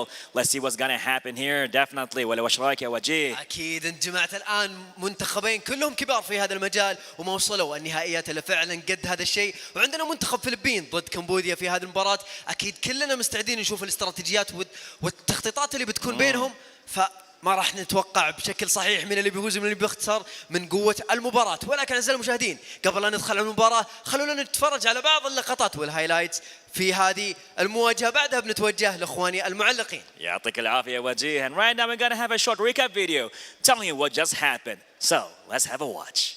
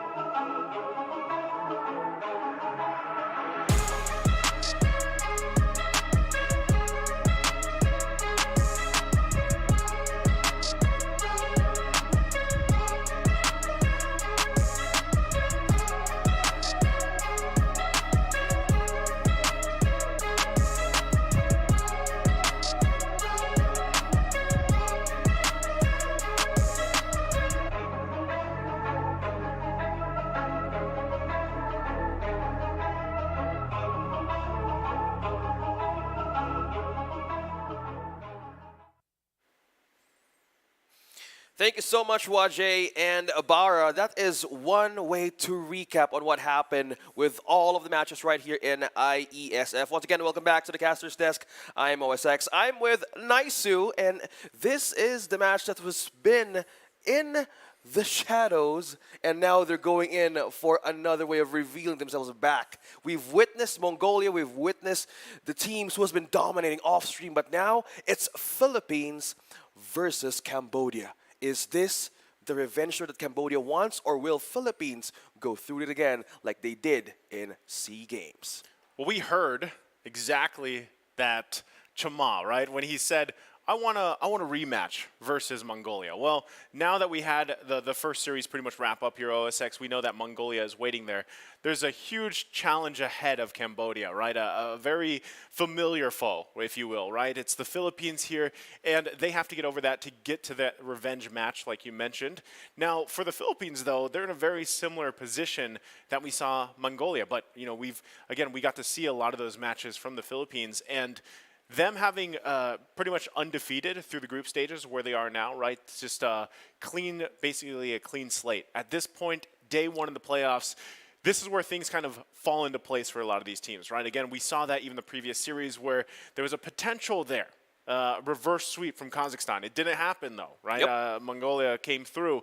But now with this matchup specifically, again, the familiarity is going to play a part in this, right? For the most part throughout the series. Starting off with game number one, my biggest thing, and I've been saying this every time the Philippines has played, is has somebody figured out how to deal with that sustained lineup? They showed two versions. Not only that, but they love to throw it back, you know, to the Angeling combination. Yeah. So that's something to look out for. Yeah, we might see some cheese or pocket picks right here off the bat. Now let's go and pull up the team roster for this one. We have Team Philippines right on our screens. We have Amande, Saison, Arcangel, Unigo, and Requitiano. For Team Cebol Philippines, we've seen Flap, Tizay, and also now it's a new XP laner for Philippines, which was a good start. Yes, his debut, and now he's going through it again, second time around. Yeah, I think, again, we talked about this kind of extensively yesterday and just how well of I guess, an option, you know, here having Amande kind of plug and play into this lineup, right? It works so well. The shoes were obviously there to fill. He did it well, performed well, and still I think one of the biggest things, again, is being able to control the pretty much aggression through the jungle. If they opt for the Angeling combo, again, there has to be a response to it. And even if it's not that, right? The fact that Florin popped up, man. I don't know if, you know, Coach Ducky and the rest of Team Philippines here still on that redemption for Florin again, like making a statement worldwide, like, hey, you know, it works, and here it is, right? Because they already did that. Now, the thing is, do they want to approach this differently? Or is there something, again, up the sleeves here for Team Philippines? They did that in Cambodia as well. Yeah. When they used Florin and swore not to use it again. Now let's check out the roster of Cambodia going up to this match, looking up on our screens. Okay, for Cambodia, we have none other than Fury, D7, CCAT, Selly Chama, and ATM. And as you guys, if you've been following this team for a while now, you know how much of a personality Chama has. You know, there's plenty of clips of him around too, but it's great that you have that, but then you have the support of this well-rounded roster of personalities themselves. Some of them are a little quieter than others, but they make it speak for themselves within the game. And I think that's always something why you cannot count out Cambodia either, right? At this point, they have shown just how strong of a contender they are. And even though they have that huge obstacle ahead of them, which is the, you know, Team Philippines, they're in a great position to be able to have this upset in a will, because a lot of people are expecting the Philippines to pull through here, right? So if you're Cambodia, if you're rooting for Cambodia, you know they have that specific play style and it matches really well in the current state of the game. You just have to be able to pull it through, because I will say Philippines, probably one of the best things that they're good at is keeping you kind of in suspense, if you will, for early game, right? But then all of a sudden, it's like they just flip the table, or like the tables have turned the turn of the tables, whichever you want to go with. Whatever turns, whatever works. Whatever turns. Like the Philippines, for some reason, mid-game, they just press the gas and they're able to take off. So I feel like, again, Cambodia being who they are and as they are as a team, they are the team to be able to handle that kind of fire, if you will. Yeah. Speaking of fire, looks like Shima. Something is different from seeing him right on the stage. Making an entrance, I never saw his jacket. The red jacket. The red jacket that we've seen consistently in Southeast Asian games until now. Now he's won with everybody with the jerseys right on the bat. And looking at the personality on how we met Team Philippines, arriving today in the venue, we're seeing also as well as energetic, as pumped up as possible. I've seen also one playing in the retro games down in the waiting area. So I believe these two teams right there are very conditioned and as well as ready for more of the obstacles that might show up today. You know, one of the great things too, and I feel like this is just kind of like behind the scenes information, is like the training that these players can go through while they're here is amazing because there's such good servers out here. You know, we've even got to experience that, right? I'm not sure 100%. We heard that they have their own server out here, but they get to practice, and it's almost like, you know, when you get to play in certain parts of the world and you have like single-digit ping, and it's like playing on a whole different game almost. That's the same thing here. So you can play Hayabusa and Fanny all at once. Something like that. With 1 MS ping. Yeah. It's perfect. It's very similar, you know, back at home. Yeah. But my point here is with these teams, just all in general, the practicing that they've been able to do. Yeah. You get to hear a lot. Yeah, you get to hear a lot of these like little side facts for them. Both teams prepping up here as we jump into this game 1 draft though to kick it off. Yeah, there's a good draft right away. It's game number 1. Philippines on the first pick. Now, if we might see the history, yeah, they mostly go on the second one. But on the history of how Cambodia heroes or comfort picks are being prioritized on their side, once they go for the second side, they go with their own way of funneling through their marksman. One of the signature picks, which is the Beatrix. So interesting though, Natalia for Philippines, and for Cambodia we have Faramis. Yeah, it's again, these are teams that just they've played enough against each other that it works well. In history, Southeast Asian games, this is one of the problems that Team Cebu, Team Philippines face. In a way, this is a respect for Cambodia and what happened from then on. That's what I said. It's familiarity at this point, right? I mean, these and a lot of the teams that came into IESF Asian Championships or even back in the qualifiers, you know, you're really kind of, even though it was online, you're kind of wondering like, okay, what does this team have? What do they, you know, how have they developed their play style? And what we learned too, especially talking to a lot of these teams or the players out here, is like, yeah, we pay attention a lot of the times to some of these powerhouse countries around the world with their teams, and we learn from them and we adapt our own kind of play style to that. And I feel like that's something to be said even with Cambodia. Like if you watch them over the course of the months, you know, and even in the past, even in their own league, they have developed this sort of play style that ends up just working well for them. And I feel like it works specifically well against the Philippines. And that's why you have these, the respect bands coming out, of course, and just heroes that have been devastating for the Philippines. Yeah, the Franco as well, D7 on their matches, good match results there, and also the Kadita. So we're targeting more of the roamers now, you're right. So trimming down the setups might come in from Cambodia or Philippines. So with this third pick, they might actually ban a mage hero out of Cambodia that has been viable in most of their matches. The Lilia, we've seen the Lilia being banned up by Cambodia in most of the draft picks that they went through, even the Eve as well. So yeah, the Kaja being present as well in the bans of the Philippines. Now it's always about the roamers here for Cambodia. Well, I think that just warrants it because a lot of the times, a lot of these teams that have excellent roamers, you know, roam players, even deep hero pools within that frame, they change the course of the game. They can, right? Single-handedly for a lot of times. And also, it's just part of the way the game kind of unfolds is you have that momentum being set with that roam player, right? Whether regardless of whatever team we're talking about here. So good to kind of hone in on that for the Philippines. They focus on that. I'm not sure exactly, you know, once we get to that second phase, how they want to respond and continue on. But it's Cambodia that decides, yeah, we're not going to give the Eve the Kadita, and of course the Faramis. So they're also focusing kind of on one specific area, you know, and dealing with that. So now this leaves the question, what's that priority pick? Is it going to be the Fredrin? Because that might be one of the safest routes to go. And there's still a lot open though too. Some of the heroes that have been popping up over the course of this tournament here, OSX. Two similarities here that can show up. Either Philippines gets the Lancelot against... Oh, okay. Scratch that out. They're letting it go to Cambodia. For sure. Are they baiting? Do they want the Ling to be chosen from Cambodia? Sometimes, okay. This might be be the way, yeah. Because for Cambodia, most of their way of doing this draft as they go for the marksman first or the roam first. But this Angela first thing, you don't get two. Philippines only one. But that's the Ling and the Fredrin both present. Okay, well, either the Fredrin is going to the XP lane or he's going in the mid like they saw, you know, from yesterday, what the Philippines did. So we'll see if they're using their own, you know, poison against them. But this could also be part of the plan. Philippines first picking Angela? Yeah. You know, well, this happens normally in the Philippines in our games, but this is something new. They're baiting out something out of Cambodia. You're right. With two assassins present and being taken down by Cambodia, might as well go for the XP. Uranus.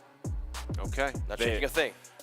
Well, does this also just kind of play the hand once again? Do you want to take the Esmeralda? You've already got the Fredrin. So if you don't park him in the XP lane, obviously a lane going in the jungle, then you have no choice but to go and try to play him like the Philippines did yesterday in the mid lane, right? So you have some of those options. That's probably the best way to deal with all these shields.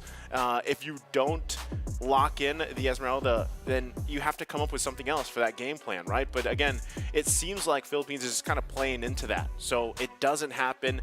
Pickup is going to be the joy here. Yeah. Another comfort pick for Cambodia twice in a row against Nepal. You have the joy, and still on the EXP, probably he might be expecting that the presence of the Arlet can still be eminent. But now with the Uranus present, there's a lot on the table. That since Philippines doesn't have the marksman yet, they're trimming down more choices for Super Marco to go out. So with this, the Roger is out as well. So with the Joy being present, they're forcing more out from Philippines to take away or to use against Cambodia. As we get through this second phase here, the bans, it's interesting to see exactly what the game plan for Cambodia is. Again, if they decide to, depending on where they put this Fredrin, right, because there's a couple options here that they could play around with, they still got to be able to deal, like I said, with the sustainability. Also, the set potential with just having a Grok across from them is also going to be a threat, something to deal with, right? You want to be able to also lock in something good for your gold lane. I like the Harith ban there because essentially you're thinking, all right, what do we park in the gold lane? And this has been something that we've been talking about for the course of this tournament, how the gold lane is kind of going through this own shift in a way, right? Alongside that XP lane. But gold lane specifically, like, do you want to take that traditional marksman in there? We've seen a lot of, you know, Carry pop up, Brody here, Beatrix, of course, still. And I feel like it's getting increasingly tough for a lot of these marksman picks in the gold lane, unless you can really just kind of thrive by just farming and then transition to mid to late game where you kind of pop off. But again, you need the right things to fall in place there. So there it is, the last ban, right? That was the Carry, who, like I said, is a struggle, but would have actually worked great against this lineup already from Philippines. They're forcing out the Beatrix out of Cambodia. Yeah. For this one, because there's no other option here present, even on the second phase. Two heroes out, you have the Carry, you have the Harith out, because at this point in time, two teams doesn't have yet the marksman, but they're not going with the traditional one. They're going with the gold lane Lunok. So opening up the possibility that Beatrix could also be used by Philippines, as well as take their jungler with them. Could be a Lancelot with the presence of an Angela. Yeah. Jungle options there, whatever you want to shine the most with. Lancelot would probably work greatest, you know, against the Ling, especially the matchup. But still, I wouldn't be surprised if something comes up differently, right? It's really up to the Philippines. Like, do we opt for that? It makes sense. We still kind of, we don't have the Angel Ling combo, but, you know, we've got, what, Lance? You're better Langela. I was gonna say you're better at it than I am. Langela. Langela. Just in case. Okay, back Yeah. from Fardita, now the Langela. Langela. It could happen. It's But no! we forgot. We forgot that part. Yeah, it's a Fangela. It's a Fanny and Angela. Okay. Right on to Philippines. On stream could be a debut. We haven't seen the off-stream games yet, but this is something new again for the second game of the day. So there's a Fanny answering the global capability of a Ling as well. I wonder if Cambodia is thinking about this. Like, darn, we forgot. We have to take out the Fanny, because I feel like every team that plays against Philippines takes out Fanny, like in the first phase even. It's for the most part. It's the first thing. It's the first thing that you do. Well, it didn't happen here, so now they're going to have to play against it, right? Yeah. And if you just look across the board as we wait for this last pickup, it's going to be the Krufa. Great, probably the best choice you have. Yeah, you know, against playing the into the Fanny, Fanny. okay. So covering the base is at least there, because if you look across this lineup for Philippines, it's pretty well-rounded, I would say, right? You've got a lot of coverage in all the areas that you need, and especially the biggest thing is you lack a little bit of that magic damage in comparison, right? In comparison to what's across from you. So you have to be able to start strong, start early, and I think that's just statistically what we know about the Philippines. That's what they want to do. On the other hand, Cambodia, especially locking in, they have that Lunox. They have quite a bit of capability to burst with the magic damage, pairing it up with the Joy too, right? We're expecting an early Genius Wand to be built, using those beats, kind of popping that Vengeance, just wrecking a havoc in the back line if they can, and then hopefully, you know, you have enough follow-up through that. I think that's the game plan here, specifically for Cambodia. Just imagine magic damage reduction that needs to be present on the side of the Philippines. Now, on game number 1, looks like the battle's about to start. It's the first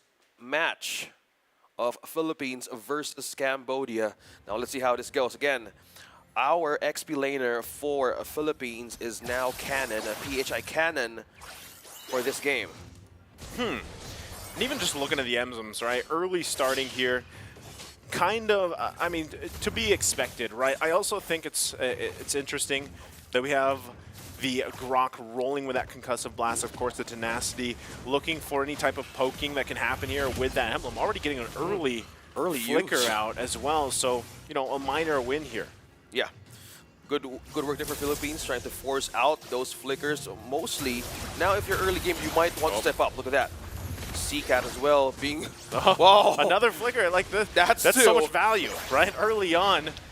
Okay, D7 going to jump in, and there will result into nothing. But again, so much value by just early game. Even before the 1 minute mark, you already get these 2 flickers down. If they want to look for a follow-up play from that as soon, they can, especially here with Saison right on the Fanny. Yeah, and looking at how they could make use of the macro game that they're doing, or they're going up against Cambodia. They have a Ling as well, but 2 heroes dependent on the jungle side. But this is, wait, hold that thought, ADM gonna use the beats to escape. Should be fine, like I mentioned. Oh, hold on. But Real no. quick, a little bit late there, but that was already the first blood at Chama on the run. And this is kind of not what you want to happen, right? When we're talking about Fanny here, just in general, especially in the hands of Saison, right? You get that early kill. He's running with the lethal ignition on top of it. Scaling is going to be in his favor, especially at this point in the game, right? Leading into that first turtle also, it's going to be crucial for Cambodia to be able to fight against this and really be weary of their positioning. Well, speaking of positioning here, 2 members present. We have Cannon and Arcangel right in the first turtle and near the pit. Now 2 members as well might be into the contest. But looking at the threat here, there's a global coverage that Saison can do. Cannon as well, still baiting out. Yeah, they already get him. Here comes Saison, though, going to be Beyblading his way. Heart Guard already going to be connected to. ATM will fall. Still going to be looking for more. C-Cat could be in trouble. Appraiser's Wrath going to come down, but it's just too much. Trying to buy time. Here comes D7 with the follow-up. Is not enough just yet. C-Cat can't get away. Pickup kill for Inigo. D7 was too far. Completely on the other side of the map. It's now Saison stolen. Yeah, stolen. Completely taken out, the purple out of Shima.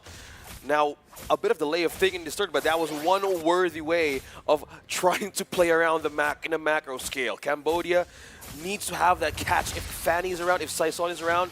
You need to get a knock. Look at that. Arcangel knocking out 2, and Philippines secure the first turtle. Yeah, first turtle secured here, and like I said, Unigo specifically on this Angela. You kind of expect this, right? The heart guard timing is going to be on point, exactly where it needs to be, but already building in, early assist, early kill, really going to help the scaling department there. So this is what I was saying. The piece to the puzzle has to be solved from Cambodia really quickly, even this early on into the game. They got to be able to set themselves up here. And if that's, Fury to be able to kind of burst people down, it'd be great. But already ATM, having these early deaths, he's going to start to get behind here, right? And at one point, you really don't want to be in that position as far as having this joy in the XP lane. Yeah, if you're talking about how mobility is concerned, inside of Cambodia, if you want to get a catch on how slippery Philippines is going through those kinds of takes, especially in the jungle, look at that. Shima almost low on HP, being blocked, have taken out his own purple or orange. Now, this is one problem here. They're taking out resources early on up against Cambodia. Okay, so as we get situated, let's go ahead and just see how things kind of fall into place, right? This is, yeah, the turtle was secured here. You're now at a 3K gold deficit. Sason once again going to force the Tempest of Blades all for the purple. Able to secure it for Chama though. Now we'll see if they actually want to go ahead and counterpunch this. D7 charging up. Better safe than sorry. They don't commit. 3K behind though. Yeah, but just looking at the map, they have eyes on the gold lane as well. This is a late game possible threat for Philippines. The lineup of Cambodia, look at that, ATM. Oh no, ATM once again, even with the beats. He survives though somehow. Luckily, Chama was there. That would have been really bad if he did go down. Meanwhile, Cannon in the mid lane, still putting attention here. All this leading into that turtle. Here it comes in a couple seconds. Spawning real quick, taking a look at the items. Yeah, Dominance Ice onto Cannon, able to sustain and zone out members of Cambodia. Still like present for Arcangel as well.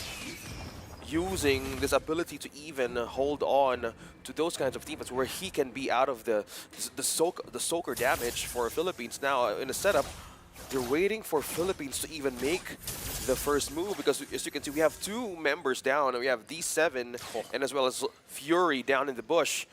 As well, at this point, nobody has checked out that, but they might be sensing something here because nobody's taking a near or being close to the area where they can be in trouble.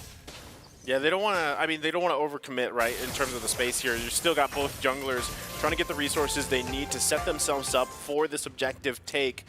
Turtle going to go ahead and take a trip back to the setup here, back to its pond. Yeah. Reset. Good usage. Once again, this is why Grok can do quite a bit within the game, right, just with that Guardian's Barrier. So already here, like I said, no one paying attention. ATM, though, gonna get just taken down so quickly. Tempest of Blades, meanwhile, for the turtle. The wild charge gonna come through. Chama in trouble, can't escape. Will fall. The heart guard gonna be used now. Fury trying to buy some time. Does he have enough damage? It's not, because the sustain is too much. Fury. Requitiano, here he comes. Gets the brilliance out. Gonna be looking for the lineup shot here. One shot away he goes. Changes guns. Gets the kill. Now for the run, Cambodia goes. No one able to get the turtle. 2 members down. First, it was ATM. 3 deaths in. D7 trying to hold off Cannon. Now, right in their own defense, they just keep on pushing through the lanes of Cambodia. Now, Saison has a better view of this last turtle probably for this early game. Now, eyeing on the objectives, they're forcing out a lot of things in Cambodia. Depleting out of their resources. Yep. That is Unigo coming in for Requitiano, but now looking at the fact that it's the focus of draining out resources for Cambodia to even build through their mid-late game power spike. Yeah, if you want to get to that power spike, if you're Cambodia, you really got to settle into this because things are just going from bad to worse at this point. Again, like I said, the shining moment for Team Philippines is always that mid-game transition, and that's where we're at. ATM has been struggling. Chama also just picking up that Berserker's Fury. Fury also getting a Genius Wand here, trying to help with that damage, but as we saw from that last little pretty much team fight in the jungle, the damage isn't enough, right? And now Sason once again just trying to assert dominance for the buff, still working on CCat, should be able to get the kill, has the energy, goes in under the turret. Meanwhile, in the mid lane, D7 will fall, and it looked like ATM did as well alongside CCat. It's devastating for Cambodia. 3 bodies down, 8 minutes in. Again, the level of Saison right now up against Shima is 2 levels ahead. Using the air superiority and the cutthroat right in the right moment was diverting all of the attention of Cambodia to even defend or even get in a reinforcement follow-up. Now base is opening slowly and the Philippines is taking more coverage of the map, not leaving any purple for Ling or for Shima. Look at that. Okay. Cannon. Look at the excellent attention. things. Has the heart guard here with the team, but he will not be enough. It took the whole team effort to get through that. Cannon will fall. Even taking a look at the items here, OSX, how's it looking? Berserker's Fury on, present on Shima, but delaying and getting all the purples out is not what you want if you're scaling into the late game. Now, Dominance Ice is present, though, for CCAT N as well as you have that Genius One that we're talking about. 2 Genius Ones present, but in the side of Philippines, they're still building through that Magic Burst damage. But one thing is considered here as well, they're slowing down healing on what the Joy and the Lunox can do. So, as this early point in time, they still can force out resources from Cambodia, so they still can make them, well, wait and see that what could their magic damage potential can show up in the later stage of the game. But will that happen though? Saison taking the Lord, another objective for Team Philippines. Now waves will be cleaned up and Cambodia will be in a defensive state. They've been, I mean, for the past, I don't know, 7-8 minutes, they've felt like they've been defensively playing. And that's just because, again, it started from the draft. You have to look back there. First pick Angela. You guys take Ling. We know you're going to do that. We're going to have a game plan to basically take your buff, choke out your jungle. Chama's level 10, by the way, against a 14 Saison, right? That's not a good time. You're kind of just a walking Ling at this point. You might be able to bob and weave through a couple walls, but really you don't have much. They do try to make an effort, and this one in the mid lane, the wild charge is going to come through. Tier 2 will fall, but look at the damage. It's just too much to handle. Triple kill over here for Requitiano. Chama just has to watch on the wall as he sees his teammates fall. Arcangel with the pin down. 3 important members of Cambodia.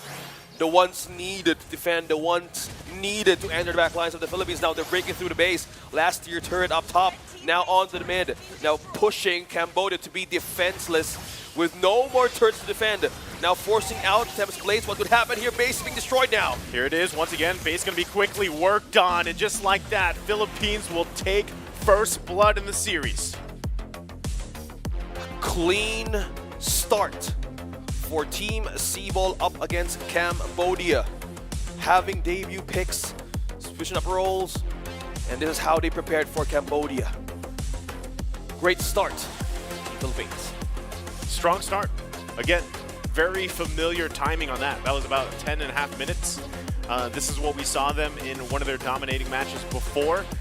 And it always happens like that, right? It's that transition into mid-game where they just press the gas. They look to end the game a lot of times with that first Lord push. And there's only a certain amount of teams that actually like to try that or attempt that. And there's only a certain amount of teams that can actually pull that off, right? And that's something that has to be solved here for any teams that will be facing against the Philippines in the future and other teams alike. Now, that's what I'm saying. Even if you go back and look at the draft here, it started with that first pick, Angela, wanting, just kind of being like, hey, Cambodia, go ahead and take it. We know. It's either you take it or we're going to get it. We're going to get the Angeline combo. They decided to opt to take the Ling, but unfortunately, even when you take the Ling, you still need to be able to allow your Ling to get the farm that you need, to get the movement that you need, and that just didn't happen. You saw how much of a disparity there was in levels from, from Ling and the Fanny, right, between Chama and Saison there. Yeah, Purple's taken over. How many times Yeah. that was stolen up against a Ling? If you want more ways to climb over the wall and rotate freely over the map, you would want to have that energy and the light points with you. But with that kind of way, all of the members of Cambodia, we're pushed down to a fact that will we defend or will we be aggressive? So in a way, time wasn't on their side, and just keep going from early game. We might see how their game goes in this replay. Look at that. How Saison manages to have this micro and macro way of responding and taking all of the first objectives into his hands and just diverting everybody through in Cambodia. Yeah, that's what I'm saying. Like, even at this point of the game, you know, it was relatively still, you know, it wasn't anything huge in terms of gold and things like that. Even objectively, the Philippines is just kind of like, yeah, just leave the turtle there, you know? Put pressure in the jungle. Put pressure on the buffs here. Don't let Chama get it and grab a couple kills where you can. Again, this is the thing about Angela, right? The heart guard this early on, so strong. Even with the damage here, like you would think, you know, from Fury picking this this Lunox, it just wasn't enough, and things kind of started to fall into place here for Philippines as they continued to get kill after kill, and it turned into Cambodia really just trying to find last-ditch efforts in a lot of this. Yes, they got a kill here, but it was a whole team effort, right, to kind of get Cannon down, and this was the last one where they really tried to make something happen. But again, there's just so much, just a huge power difference in terms of itemization and team pretty much effort at that point. So it was, at that point, it was tough to deal with. Just by the attention of the arenas itself. Up top, you have 4 members trying to draw in your attention, pulling everybody out of your, even in their own base. So it leaves all of the purples and even oranges present for you to take. So that's one way of putting the Fanny in a much more comfortable way of dealing a snowball throughout their own way of composing against Cambodia. So with this point, they might do a reset for this best of 3.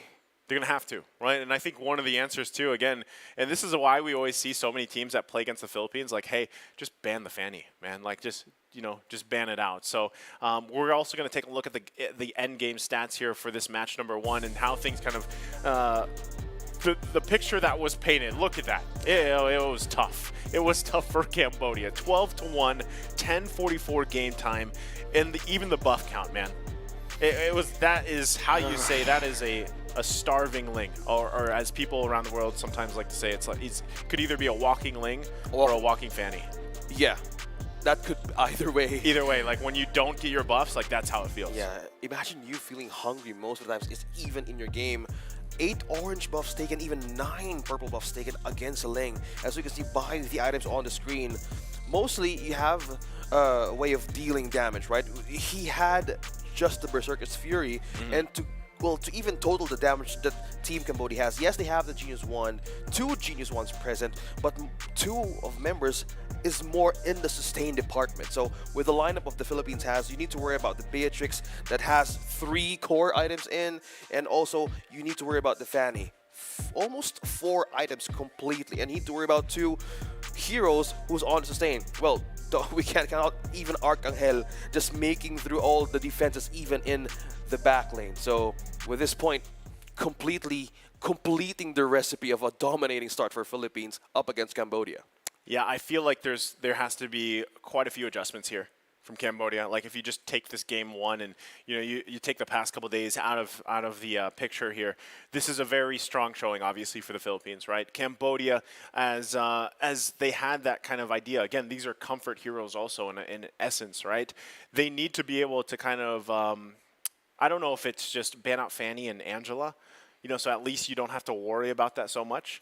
It could also mean like just taking, for example, like Uranus wasn't even a problem to be fair in this game. It was more so we were baited into picking the Ling, and then we had no control over our own jungle. So then it got to the point where we had no control over the early game, the objectives or anything like that, because we couldn't move around, right? So those are the main things that I could see for Cambodia as they have to make those adjustments for game 2. Yeah, and their enforcement of the Kufra wasn't mostly close. Yeah. On how the Fanny or even Saison is going around and just taking everybody out of the map and killing them off one by one. The presence of the Kufra is much more needed in order for you to get that Fanny out of the steel cables and making the passive proc, the air superiority, and even the cutthroat. So that's one problem that they needed to address. But the agility of how the Philippines is moving, rotating faster the map as seconds go by, it was too late for Cambodia to even do. So with this point, they might go back to their own comfort picks that we actually know and witnessed. The Lancelot could be back, the Franco could be back. So if they want to go and offer those kinds of options to make it back to the second game, hell, well, let's see how it goes. Well, they're going to have to do something, OSX, because we heard Chama say they want to face off Mongolia again, right? Mongolia is there.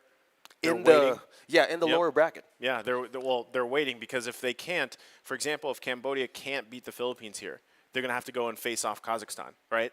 They don't get that chance to have that redemption against Cambodia. So Philippines, though, of course, they're on the course. Again, there's not too many of these games that end that 10-minute mark, that 10.5-minute mark, right? But Philippines might be looking to amp up for another one of those.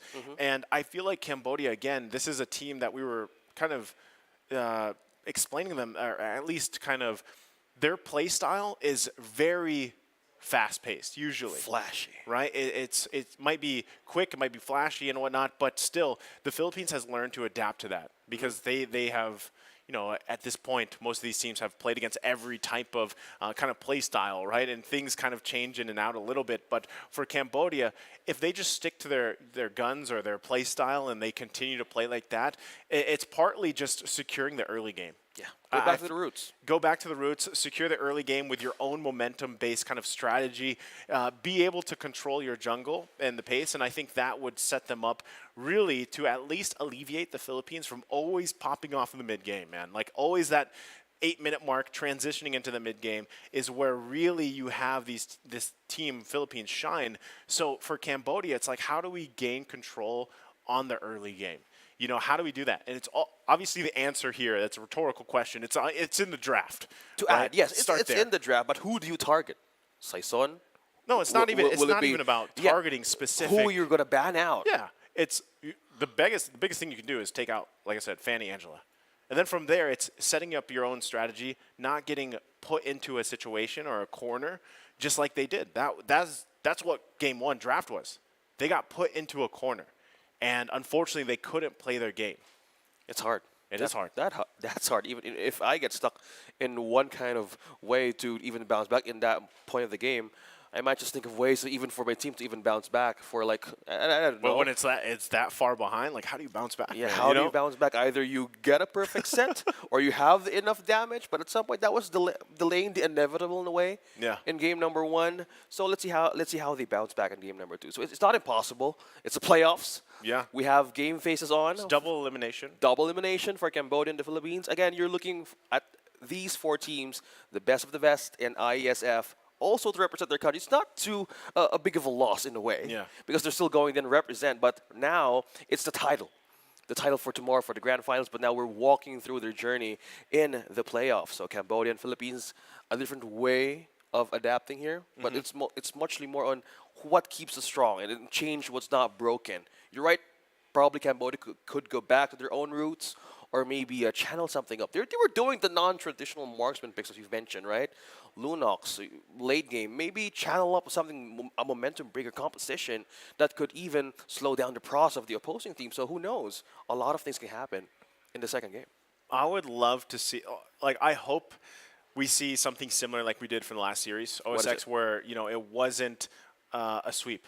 You know, because again, we're in playoffs. Like this, we want to see, yes, as strong as a team as Team Philippines is, like I said, you can't count Cambodia out.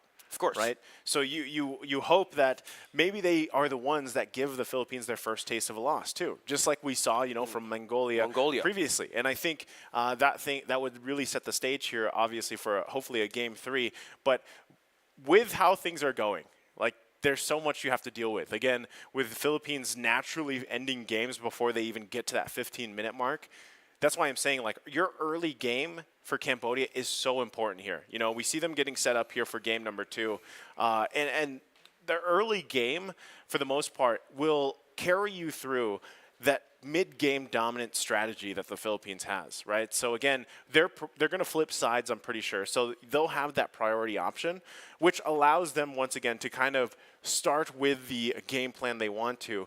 Biggest thing, though, once again, like I said, is what do they ban? Well, how do you get the picks, or at least the game plan that you want, right? For the Philippines, number 1, yeah, don't give the Fanny. There's the flip-flop I was talking about. So we have Cambodia. First pick. First bans will probably, if I don't see a Fanny pop up here, I would be surprised. Maybe even the Angela. Yeah.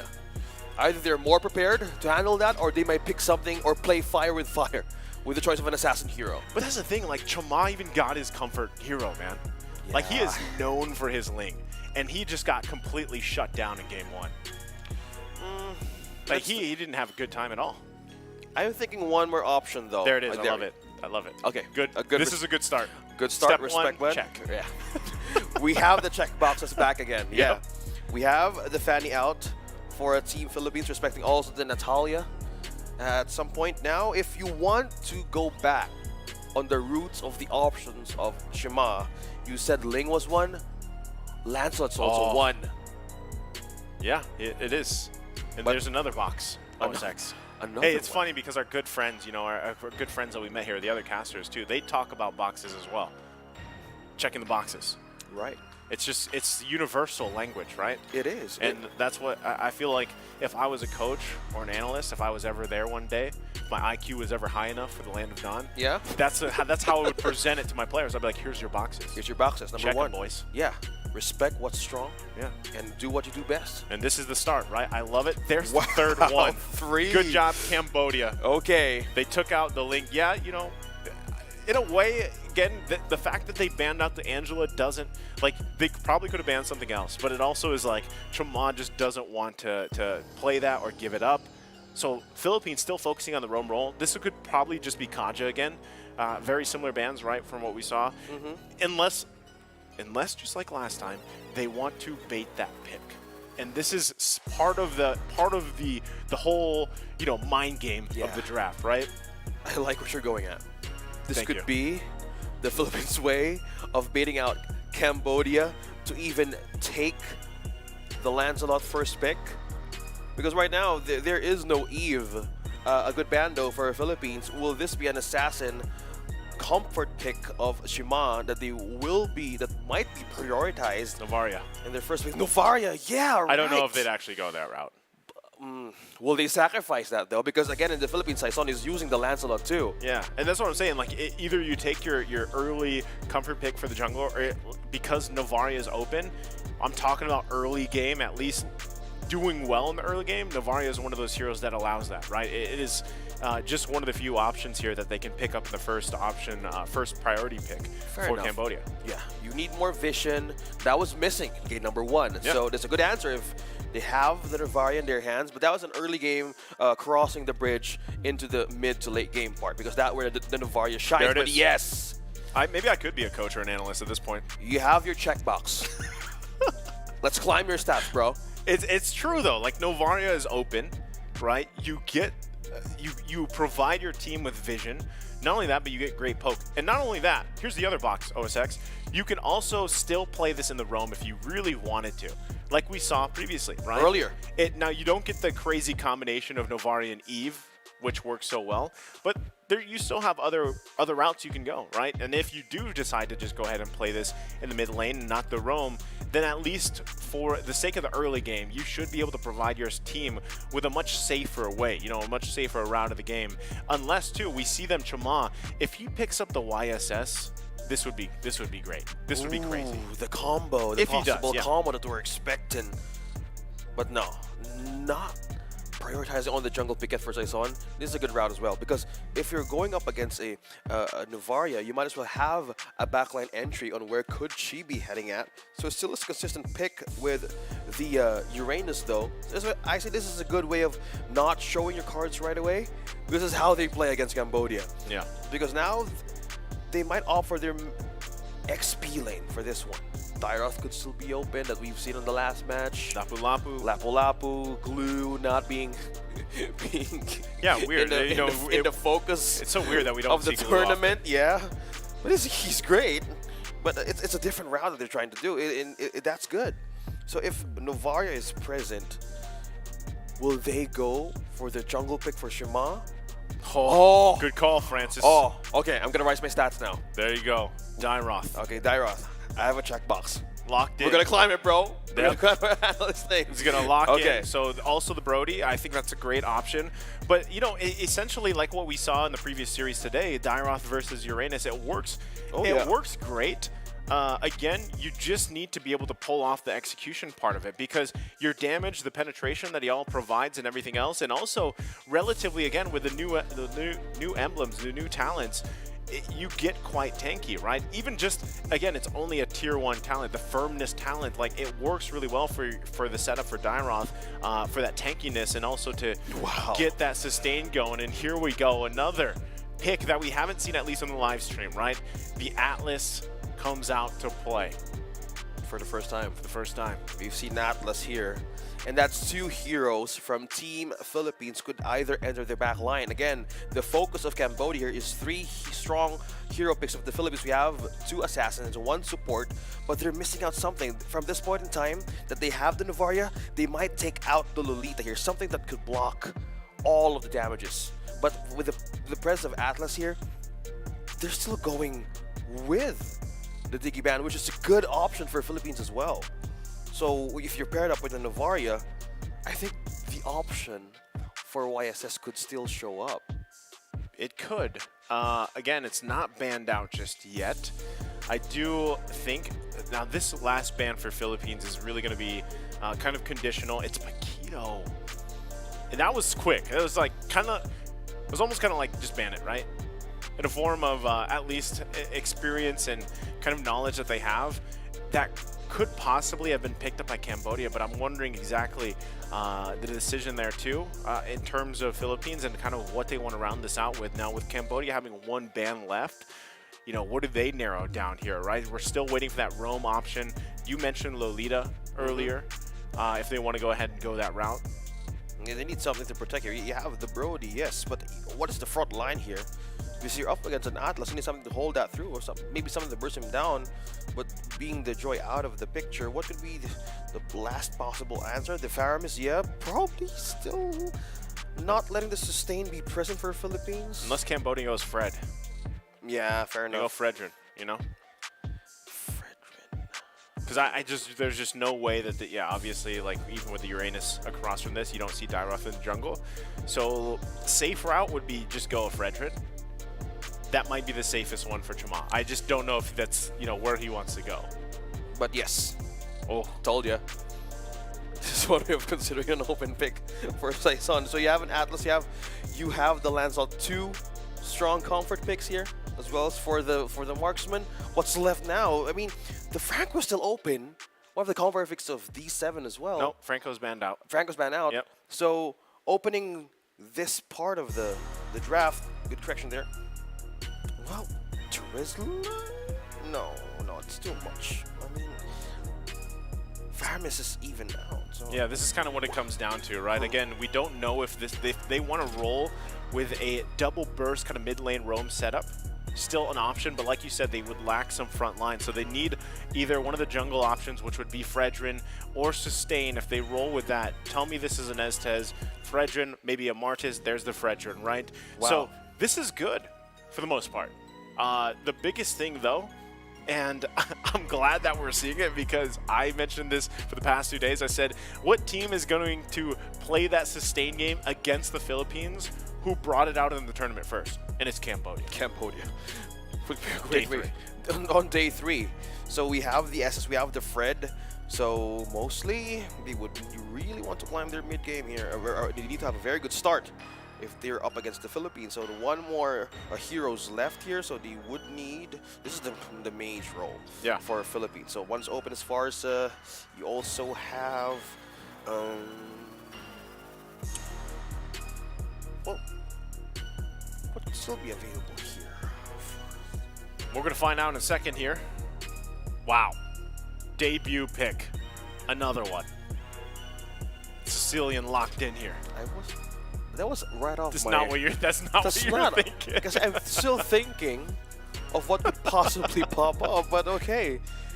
That's a good one. Another debut. We have a Sicilian in for Team Philippines in game number 2.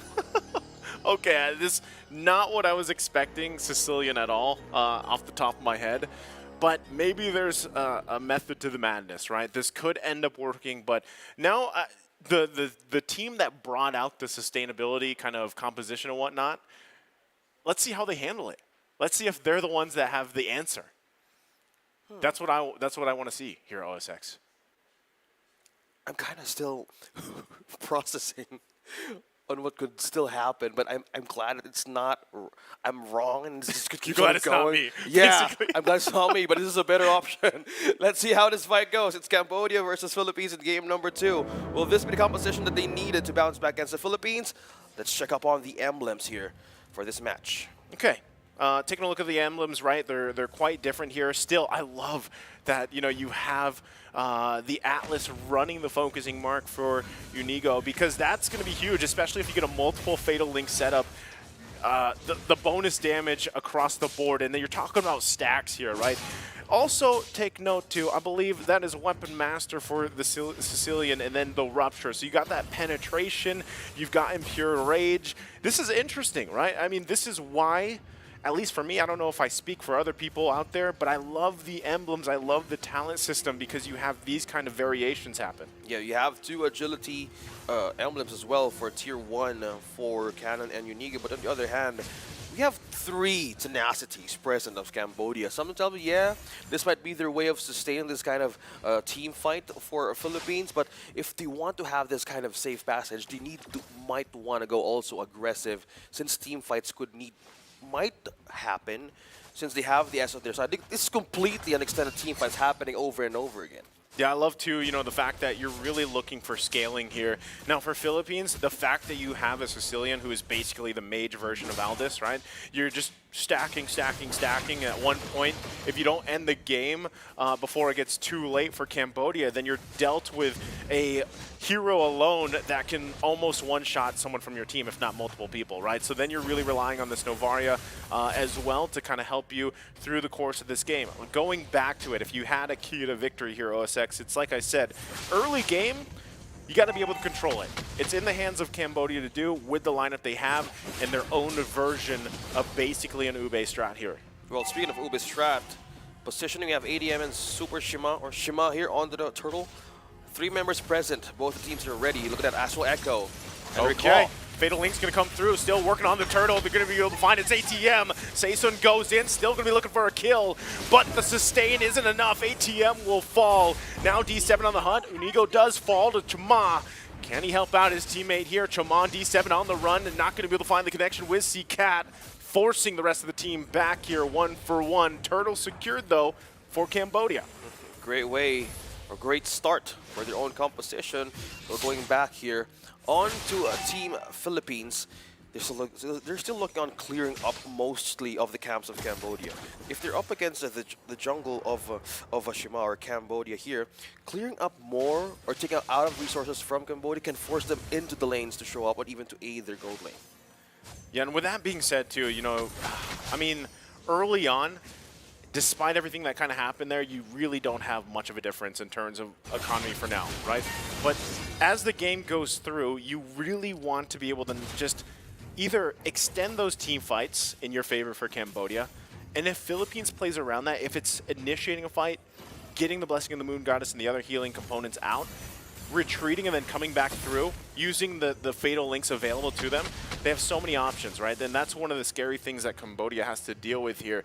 But still, at this point in the game, they're checking their box. This is what I was saying for Cambodia. Control that early game, have the best kind of driver's seat in the early game that you can as they kind of clash out here on the top side. Not sure if they're still going to be able to commit to this. Chama showing face, trying to keep them at bay.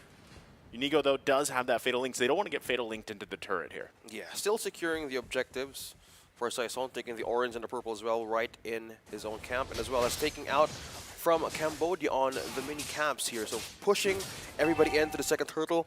This is the buff or even the economy that they need to push back, because at this point, look at that, Cannon trying to pull ADM out. So still, Sikat as the ultimate is still being drained out as well.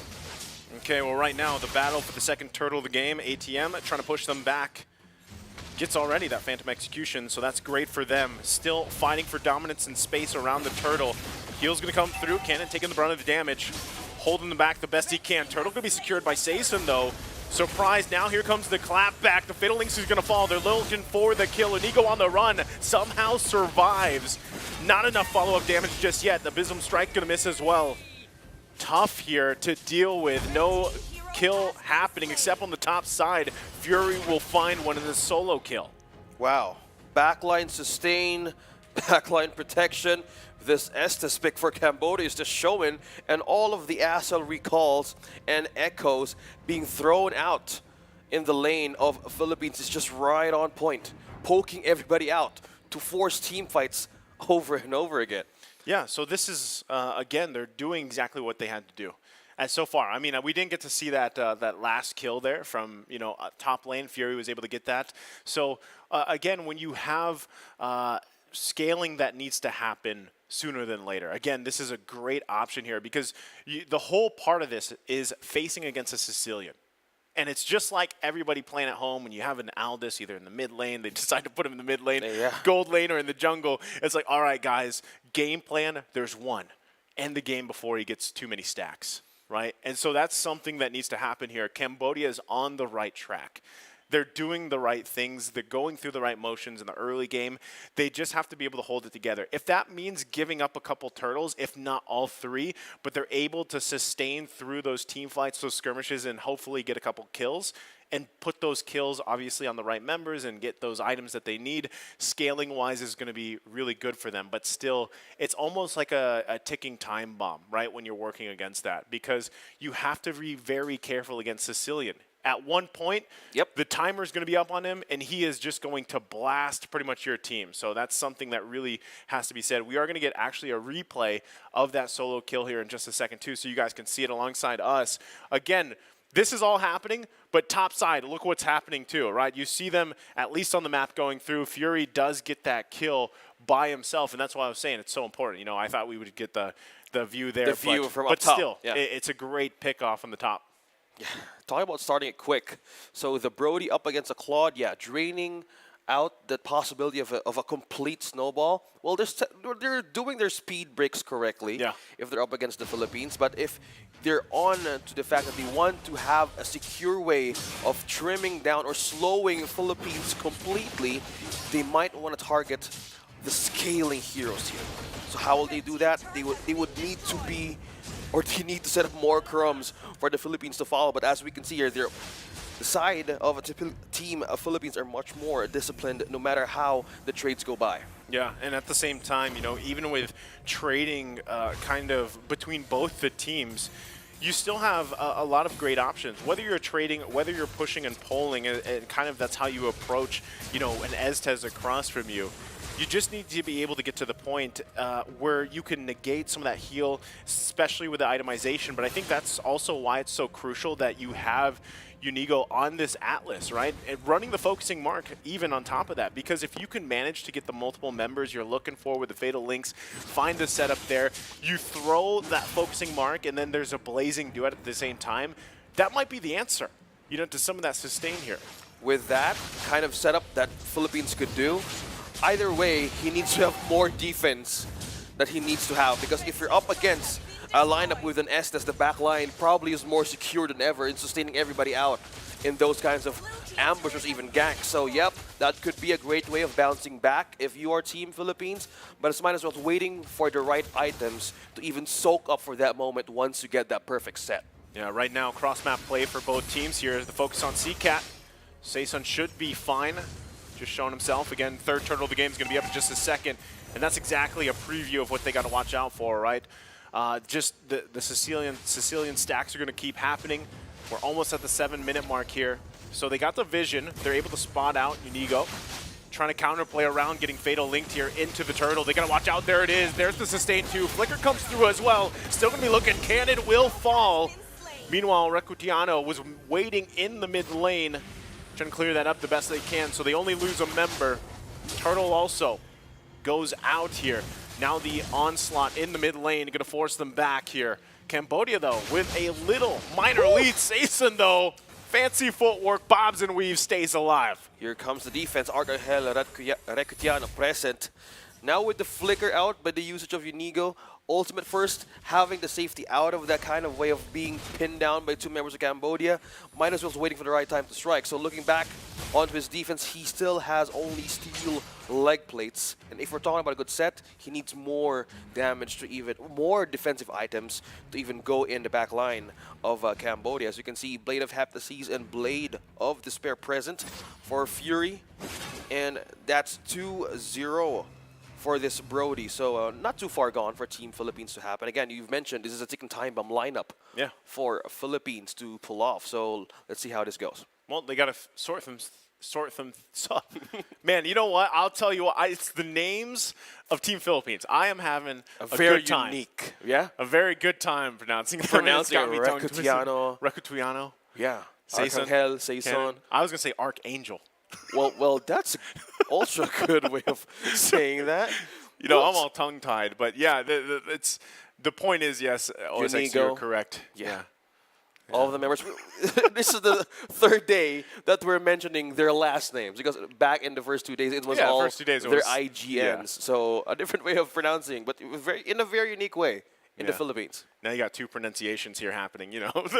But no, jokes aside, the thing about this is, yes, you're correct. You know, for Cambodia, it is a lineup that they really need to be able to end the game quick. And already we're getting previews of that, right? Before we took this short pause once again, we have to kind of take what we're learning from these objective fights and how they're unfolding and how is this adapting, right? Now, it feels like, even for Philippines in a lot of these fights, they're kind of, they don't want to overcommit to them, right? Because they know that they do have to work around the sustain and the heal from the Estes. That's something that's really tough to deal with on top of it. So still, if they can get to a point where they're in a good position to fight, in terms of that, it comes with time in this game, right? It really does, because scaling should be going in the favor of the Philippines as the game goes forward, right? So now Cambodia, once again, still maintaining a very minor lead at this point. It's nearly minuscule, right? It doesn't even matter in terms of gold.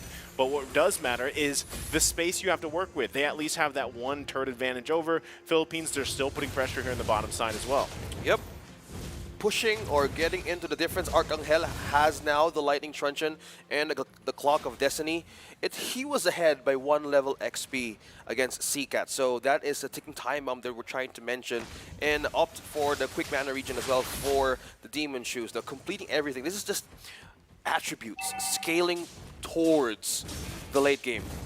Will Cambodia delay something like this? Because if you're going passively, like you're doing, or if you want to keep on doing that, this is a challenge that they needed to pull through. Either they're so prepared for the late game threat that they have all the damage, they have the defense, well, might as well be in a great par with the Philippines to build up on those kinds of momentum in the late game. Super important, right, that they are able to handle that. Now, look at this. Cambodia already just given the go signal for the first Lord of the game. Meanwhile, still Saison trying to work in that purple buff, but he gets the news. He's got to be here for the fight. Fatal Link's going to come through, but look at the damage comes through. It is secured by Philippines, but they're going to fall here. Double kill for ATM before he's taken out himself. The flicker comes through from Fury, able to clean up a kill. Cambodia might have lost the Lord here, but they get the 3 kills. Wow. 3 members down, trying to delay the late game threat of Philippines. Not too far on to the gold lead, 100 difference. Cambodia is eyeing to finish this game early on. But looking at this trade, they have the Lord. Yes, the Philippines has the Lord, but the push they need is the one that they need to worry about. Okay. Well, this is already a huge start, right? Because Fury now having the 3 kills, he made a bit. Oh, we actually get a good replay of this, how it unfolded, right? Now, things went in favor of Philippines, at least objectively, but as that fight unfolded, even the decisive action for Fury to kind of flicker in, clean up that kill, these are all doing wonders for this lineup for Cambodia. Yeah, and that's the thing. Unigo got a good set. Yes, well, ADM. Recutiano gets killed. That was quick. Slowly getting his scores or KDAs up, but going back on the thought on how Unigo managed to get 2, you see how the replay Cambodia sustained that fight, and that was the threat, right? It's a growing threat, but on the other hand, they're growing all the magic burst damage that they need, because if you're up against the setup of Cambodia, you have the Maleficor present for Fury, but if you want to force out something here, you might want to isolate members here of Cambodia. And even with that, right, that was, again, the first Lord of the game. Philippines, even though they lost 3 bodies, still able to get space around the map. D7, though, getting really close. There's the Fatal Link's going to cut off Jamal. Is the sustain enough? It's not. Archangel able to get a kill using this Sicilian, like we mentioned, scaling into the 12th minute almost. So right now, Cambodia, this is the first time in a while, actually, for the majority of the game, that they have fallen to this 2K gold deficit. It's trying to hold on to the tier 1 in the mid. keeping space in their favor, but it's getting increasingly harder to do. Yep. The window of Philippines is about to show here. 12 minutes, 6-4. Now getting focus on to the jungler still on Shima. Wow. Saison on a 3-level gap ahead. Yeah. For Shima here. Which is crazy, right? Given how kind of the game has unfolded, you know, for the most part. And Saison just, even if he's not able to get all the kills he's looking for, he's still farming up out of his mind. And you can see that. They're holding on to this Tier 1 the best they can, which is crucial, because if Cambodia can do that leading into this next Lord, it at least gives them this minor advantage. What they have to keep kind of tabs on is that bottom lane. Look, it's already being pushed, and you can expect Philippines to put pressure there, at least to split up Cambodia. They know if they don't have that numbers advantage, they've got this amazing set potential with Unigo, and they're actually just going to go ahead and give this quick call for the Lord. No response, they're just going to get cut off here. Saison able to secure it. Just like that, Philippines takes the Lord from Cambodia. Okay, a good macro control here, because if you're talking about gaining control over the lanes by the Philippines, most of the time Cambodia was answering so much onto the kills, all those small things as you mentioned, right? So with all the discipline that the Team Philippines has right now, it's the late game. They're trying to be more patient, more disciplined on how to approach this. The threat right now, yes, it's imminent, but in being lined with the items they're trying to build in right now, it's one way of pushing or having a clap against Cambodia. There's a push coming in from up top. Cambodia needs to have a good defense here. You know, that's hard though. Like if you look at their lineup, it's actually like their base defense is quite difficult. You know, you don't have a ton of clear potential unless you burn most of your resources, most of your ultimates even the Abysm strike here. So they're gonna lose this turret. Still looking to put the pressure in. Philippines now setting their eyes here to the second turret. Okay, we're gonna take another quick little pause here again while these players figure things out, but you know, it's kind of crazy how this is happening. I think in a span of what, maybe 2 minutes, how quickly it's kind of turned in favor. Again, things have shifted. I always say this, you know, that mid game, really for Philippines, it's mid game, but this time it's like towards that end game now, where things are shifting in favor of the Philippines, and they're continuously putting pressure where they have to. So now, one thing I will say about Team Philippines is they've mastered the macro maneuvers, you know, in terms of the game. And that's where a lot of the teams, that first box was the early game, OSX. You know, I said that, and Cambodia was doing that. But now it's like, okay, now you're playing against that macro level, the macro games. Can you control, can you keep them basically together? That's the answer, and that's the question as well that they needed to have or being addressed upon. Because to look onto the items of what the Team Cambodia has built on, I see 3 items, core items for Fury. He has the Blade of Heptasis, he has the Blade of Despair, also the Malefic Roar, and most of the members of Cambodia is more onto the defensive side. They have the Hunter Strike, they have the Clock of Destiny. They have more sustain, yes, but will they keep on doing that? Because in the side of the Philippines, and going back to our replay, this will show on how are they gaining control in 9 minutes into the map. Yeah, and this is what I was talking about, right? A moment where it looked like it'd be pretty good. Fury goes and flickers in, gets the kill there. And this is where, you know, before the 10-minute mark, things were going relatively well. ATM's going to go down here, and that's where things kind of start to basically fall apart, you know, for Cambodia. In that early team fight, in the objectives, or even that first Lord, it was looking pretty good, even with the lineup, once again, the Estes. So as this game progresses, OSX, my question is, yes, has the answer been presented to that healing lineup, to that sustained lineup?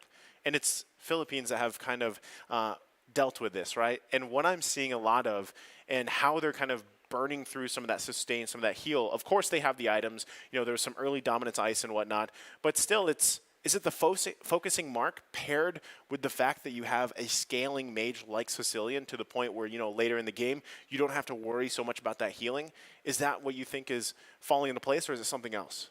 Could be, yeah, because the focusing mark really adds a lot. Well, it's like, I think it's 6%, right? Yeah. I mean, it might be a small difference, but in team fights, yes, it could even matter. Because if you look at the defensive items on how Philippines is building through, I see more of the offensive items present in 3 members right here in the later stage of the game. Yeah.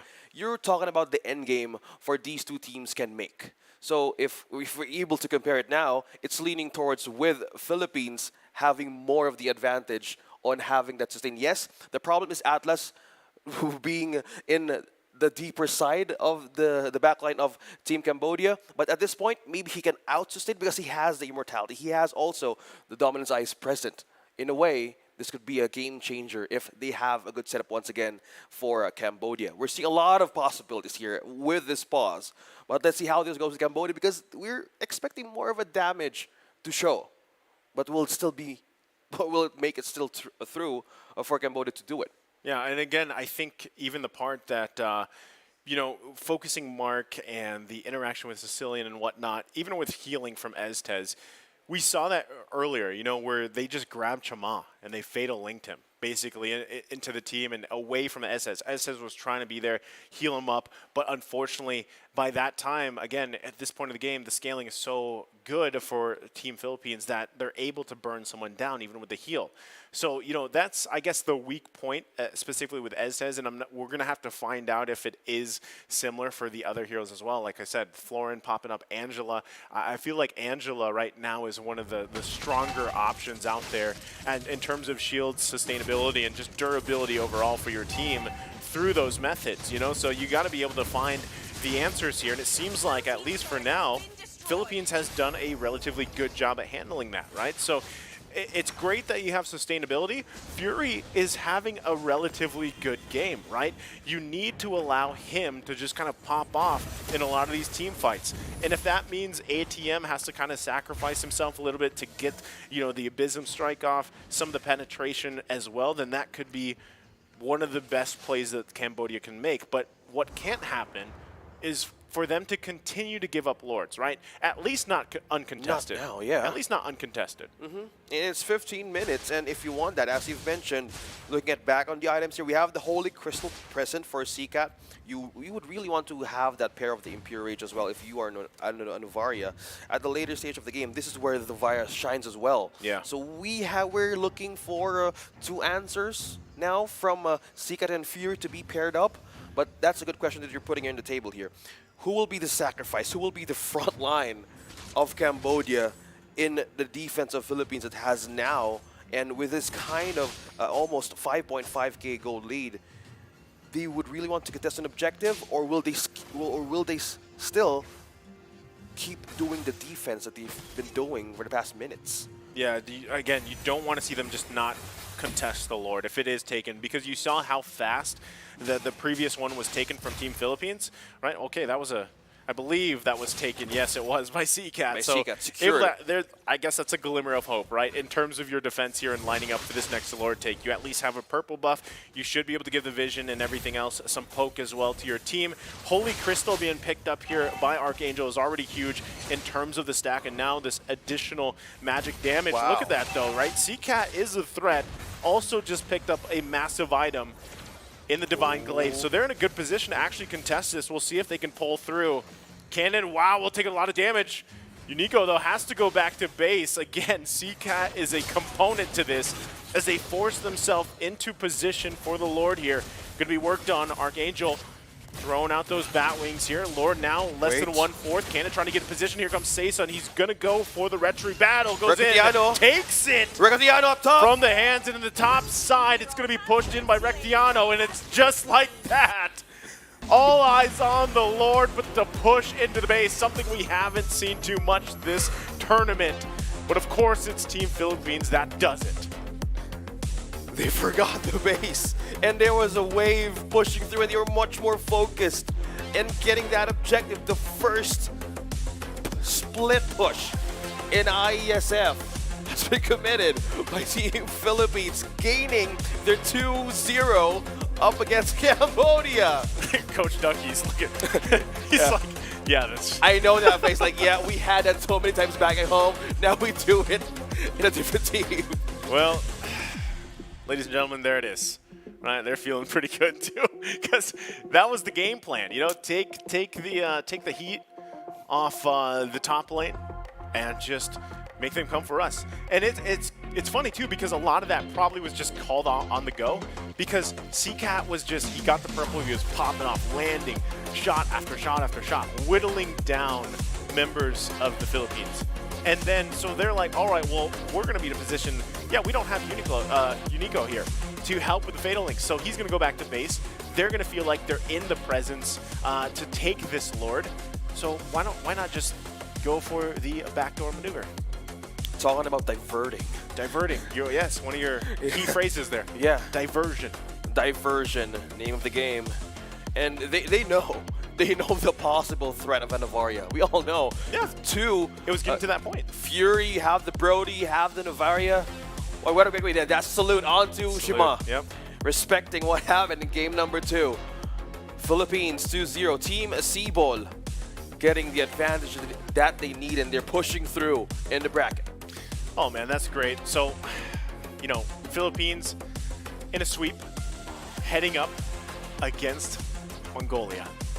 I cannot wait for that matchup. But it's also a little bittersweet because then, again, you saw the salute from Chama there. He does not get his opportunity with this team to go against Mongolia, right? To have that redemption. They will go down and fight and battle it out with Kazakhstan. So it's going to be quite the matches. Again, that won't be live streamed, right? This was the last one for the live stream here today anyway. But we'll have to wait for those results later on as they play offline. So I don't know. It was a great series. I'm kind of, the way that I feel about it is like this second game, Cambodia had things together, We discussed so much. Yeah, for the early game, I was like, all right, guys, good job, boxes checked, right? But unfortunately for them, it's always that mid to late game. They have just mastered this, the macro level, right? And that's always so the way that I look at it, and the reason why I say early game is, basically one phase or one step at a time here. We're going to look at pretty much the recap, the replay from that matchup too. Again, this was a better game for Cambodia overall against, this massive team from the Philippines. And it looked good a lot of the times, right? I mean, even because of this lineup, they know that Philippines has to scale into it, right? That's kind of expected, especially with the Sicilian here. But even so, again, having the Atlas now debuted, at least here for us, on the live stream, it's great to see it interact with a lot of these other heroes in these lineups. Yeah, and looking back on the replay, 7 minutes in, this was the game of Cambodia, sustaining everything, and no matter what the Philippines throw up against them, damage, this is purely the Brody's way of funneling all the damage, all of the items, all the KDAs. But the problem of Cambodia is this is the window. This is the window that they have the way to step on their own accelerator, and they have the gas to push through. This was the thing that they've lost. And going back on how they wanted to bring it there, this was the moment. They got the call. WEC23. Nobody knew. Just go. Nobody knew. Just go. We've got him. We've got him under control.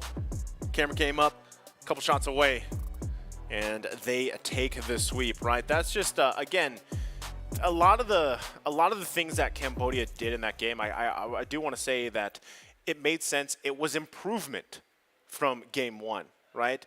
And really, yeah, it was better overall. Just unfortunately, they weren't able to capitalize on that. And if, for example, there wasn't that backdoor potential, that play there, then they would have won that Lord. They would have actually taken that fight and probably marched into at least, base territory of the Philippines. But it was a quick call based on that situation that happened with CCAT just first getting the purple and then chunking the members down. So thinking on the fly there, and they adapted really quickly. But hopefully for Cambodia, they can take everything they learned from this series and, hopefully help them in their next matchup with Kazakhstan. Well, now, since we have, again, double eliminations, the hope still is there for teams who's in the lower bracket. Now, let's break down a bit what happened to game number 2 with our post-game stats right on the board here. And as we continue to see the possibility to have a way for Cambodia to bounce back, well, this is one way of looking at those boxes to be checked in the next time they meet the future teams here in the lower bracket. Yeah, again, looking at this, it was 7-5. Cambodia had a couple more kills here. Even damage department, they were doing relatively well, but then just at one point, Philippines figured things out and knew how to win it. I'm really curious too if the game continued to go on, how that would have, ended, because I don't know if still we have a definite answer on how to deal with this Estes or the healing and just that throughput basically through these heroes that are built on the sustain kind of meta that is happening here. I do like the fact that Atlas seems to be an option. Sicilian popping up too is a nice kind of mix in the mid lane. Like I said, you know, it's great that we have variability happening in the mid lane, and it's not just Eve Farsa. And you know, Novaria does pop up, but it's great too that she has a flexibility, can be put in the roam. But this time, like I said, the game was much better for Cambodia. It's just they weren't able to capitalize, and Philippines found a weakness, and they went that way. Yeah, they're not even far behind on the orange and the purple buff. And as you can see how Sikat is building through his damages, he has a Divine Gift, he has the Holy Crystal, Lightning Truncheon. No matter how the late game can go, his Astral Echoes and also the Astral Recall hurt a lot. And you see how they peeled 2-3 members out of Philippines to push back while the Lord is being spawned in that game. So a lot of possibilities, a lot of things has been discussed. Me and Naisu. Yes, us. Here. We. Yeah, we.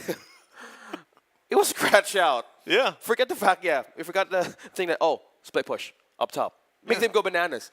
Again, because it's not something you typically, I would say, see a lot of teams do, right? Because yes, the split push is always a viability, but it's something that you don't necessarily think of right away until you're at a certain point in the game. Even us haven't not thought. Yeah, I mean, not only that, but again, going against a team like the Philippines, like you really want to be able to go basically stand your own and fight them in a team fight. And that seemed like what Cambodia wanted to do. Again, you have this advantage. We whittled down multiple members of Philippines with CCAT alone. We should be able to assert ourselves within this Lord Pit and take it, right? But we forgot that there's a push happening as well, you know, and yes, we don't see the Claude anywhere. So that's always something that happens. And again, it's kind of a lot of, at least for us observing, it's easier to be like, there goes, there goes the hero into the side lane, top lane, bottom lane.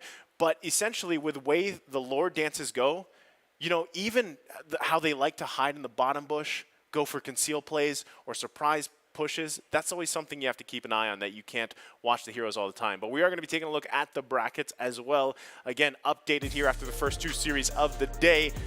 And there it is. Right, first match, again, it was Mongolia. They 2-1 Kazakhstan, sending Kazakhstan down to the bottom of bracket there. They will play Cambodia now. Cambodia, after getting swept by the Philippines. Still, the only sole team in IESF, Philippines, remains undefeated.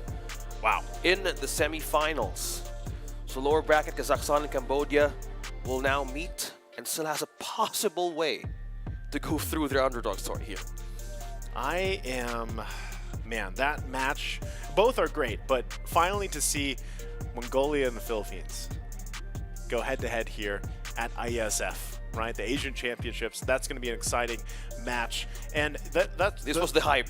I mean, it was already hype coming into today. Day number 3, first day of the playoffs.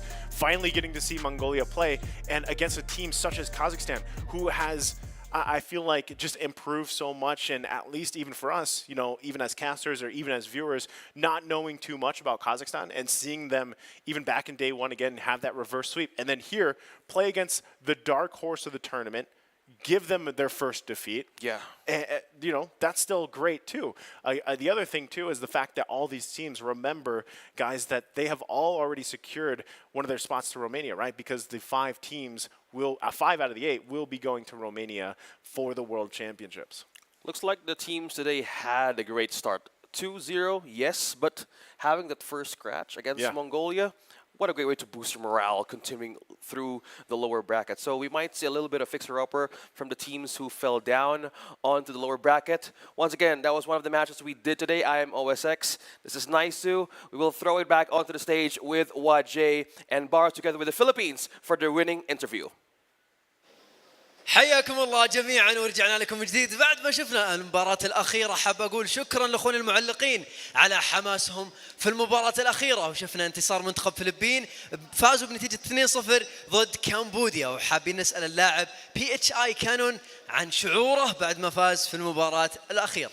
بالضبط يا وجيه. Of course, again, big shout out goes to our amazing casters for firing it up through the entire match. You guys are amazing. And now we are here with PHI Cannon Man. How do you feel? Another match pretty much being won by the Philippines.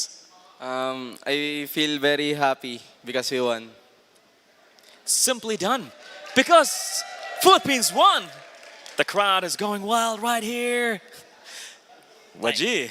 دامنا شفنا يا براء انهم فازوا في المباراة الماضية، حاب اسالهم بخصوص منتخب كمبوديا، ترى منتخب ابدا ما هو سهل، فكيف قدروا يفوزون عليهم بنتيجة 2-0؟ هل استخدموا استراتيجية خاصة ضد منتخب كمبوديا او انهم تقريبا نقدر نقول انهم استخدموا استراتيجية عشوائية وفازوا؟ بالضبط. خلينا نسأل السؤال دي. So, before even going with the match and all that, we had a talk with, Ducky, right? And he said, well, you know what? Cambodia is a team that we need to pretty much be careful with. So, how did you do it? We just did our A game, but we still gave respect for them. Respect A game and go ahead with that. ايش رايك يا وجيه؟ انا بسأل سؤال اخير الى الان ما انتهينا. بالضبط. طالما انهم فازوا في هذا المنافسه وسمعنا اجابته، بتكون مباراتهم الجايه ضد منتخب منغوليا بسبب ان منغوليا فاز، وايضا اليوم فازوا منتخب فلبين، فكيف بتكون تجهيزاتهم يا اخوي براء بخصوص المباراه الجايه؟ So, okay, now to the next match, right? And we're going to go against Mongolia. So, are you ready for that? Any surprises, under your sleeves right there? For myself, I am very confident against facing them, and I will do my very best to defeat them. Words of a warrior. If you notice, we heard confidence in every interview. So pretty much that's our key phrase and key word for this championship. Confidence. ولا ايش رايك يا وجيه؟ اكيد ما في احد الحين ما بقى لهم الا كم مباراه على انهم ياخذون المركز الاول، ولكن ما ندري هل بياخذونها ولا لا، ولكن اكيد لازم يكونوا واثقين من انفسهم، فبنشوف في المباراه الجايه ايش ممكن يصير لهم ضد منغوليا. ان شاء الله. And it's been pretty much a tradition right now. If you want to say anything back to hometown, to your family and fans and brothers and sisters. Thank you sa mga sumusuporta sa aming lahat, sa mga fans natin dyan, sa mga kababayan. Gagalingan pa namin, kukunin namin yung championship dito sa Riyadh. Well, salamat po, that's for sure.